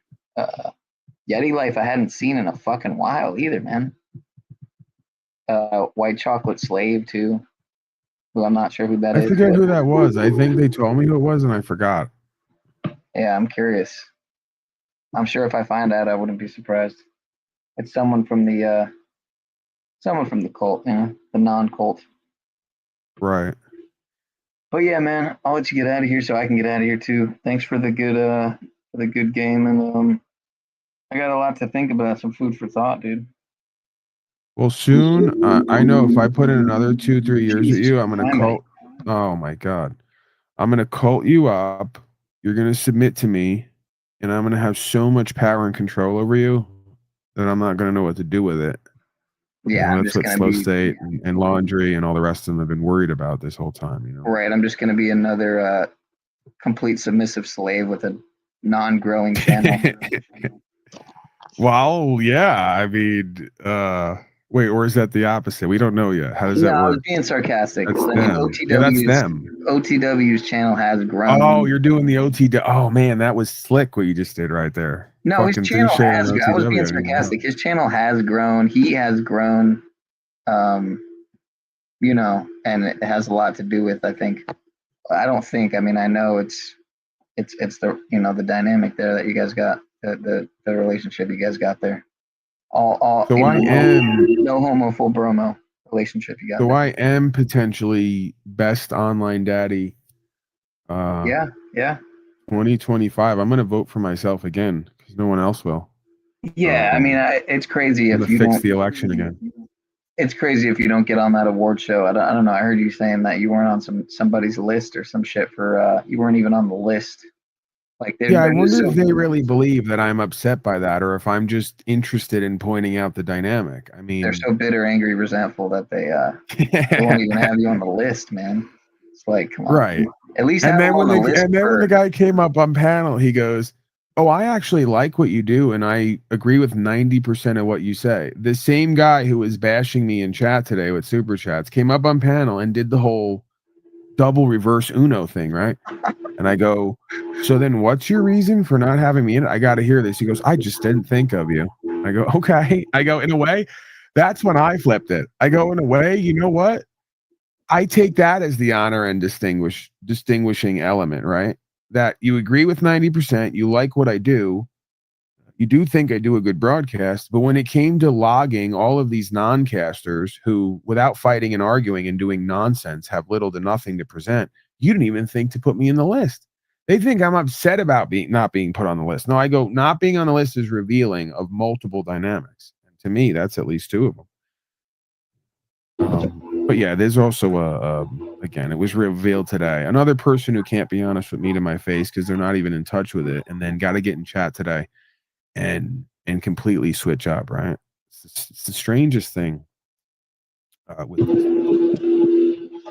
Yeah, they could at least have the decency to put you on the biggest narc right podcast, at least something like that. I mean, at least right, do another list of biggest fucking, like, literally physically biggest narc of the Panaverse, whatever. Biggest, power hungry, controlling, narcissistic, traumatized child list. Yeah, biggest sob sit, lol cow, at home, right. Buzzword. Biggest gray rock. I don't even know. It was the weirdest thing. Gray rock has just this gray rock word. I still don't remember what the fuck it even is because it's just gotten into my ignored. Huh? Just it's what I did the Slow State, which is why he's doing broadcasts about me still and screaming on Landry's non-cast because I gray rocked him. I completely fucking shut him out. I won't feed into his garbage. I won't look at it. I won't listen to it. Won't let it be played anywhere else. It drives them crazy. That's what they say you're supposed to do with narcissists. They don't do it with me, even though I am one, but I do it with them, and it drives them crazy. That's another weird thing, right? But yeah, I always think it's fascinating when I pose the question to these people, and they just, they have some non-answer. I go, you don't think it's interesting? You ranked 50 broadcasters, including Landry, on a list, and I didn't somehow make that list. Just like when Rob Noor admits he knows who I am, and Mark Passio does, but he won't meet with me, and all these people, Rotten Tomato, same deal. The Thorpes today, we'll see where that goes. Grace gave me her number again, said I never texted her, put her number in. I already had it in my phone, texted her again, and she hasn't responded. So, yeah, it's a interesting experience to have a bunch of people go, we're inspired by you. We think you're entertaining. We think you do one of the better broadcasts, but we're going to leave you over there. And I go, what is that? I take that as a badge of honor in a way, right? Yeah, I mean, especially when they're using your words, terms, and lingo, like when she was using, I heard her. I caught her using the bit non-bit the other day. Grace, I don't Right. watch So her they're either. all I just using happen my to- words and terms and Right. lingo, but then they Right. claim I didn't make it up, that I got it somewhere else. Right. That's weird. That's Tommy does that. He's constantly talking like me, and then when you call him on it, he goes, "No, I'm doing that on purpose." You're not. I've influenced you, and you don't like that. That's okay. But like, we're gonna lie about this. We're gonna deny it. You guys are gonna watch me and listen to me, and then act like you don't know what's going on, and then talk like me and all the rest of it, and then make lists, and I'm not on it. What is that? And to me, that's the Tao. By the end of it, they say they've done it all themselves, right? They didn't even think of me while they're using my lingo and fucking Slow State's another one. Admitted today that he stole formats and bits and lingo, and that he does it better than I do, even though he took it from me. That was the cope of a century. You gotta love it. Yeah, man, you gotta step back from this shit at times and just laugh of how fucking disingenuous and corrupt and in denial a lot of these people are, and how you got to like call them on shit and point it out before they ever cop to it. And then when they do cop to it, they always have a reason and an excuse why it's something different, right? Just layers upon layers of bullshit. Hey, I guess that's what makes it interesting and fun and entertaining and a challenge in a way, right? If you let it be. That's what makes it also something I probably shouldn't give any time, energy, and attention to. But here we are. I am. I really am the best online daddy. I do so much for these people, and it's a lot of times never reciprocated. They don't even give me the thanks, for it. They shit on me and hate on me for it. So that's the thing, Peanut Power. They think that it's a big obligation, or they think that it's a big prideful thing for me to say I'm best online daddy, when it's more true than it's not for a lot of these people, and it's more of a responsibility and obligation than it is something to like crow over, right?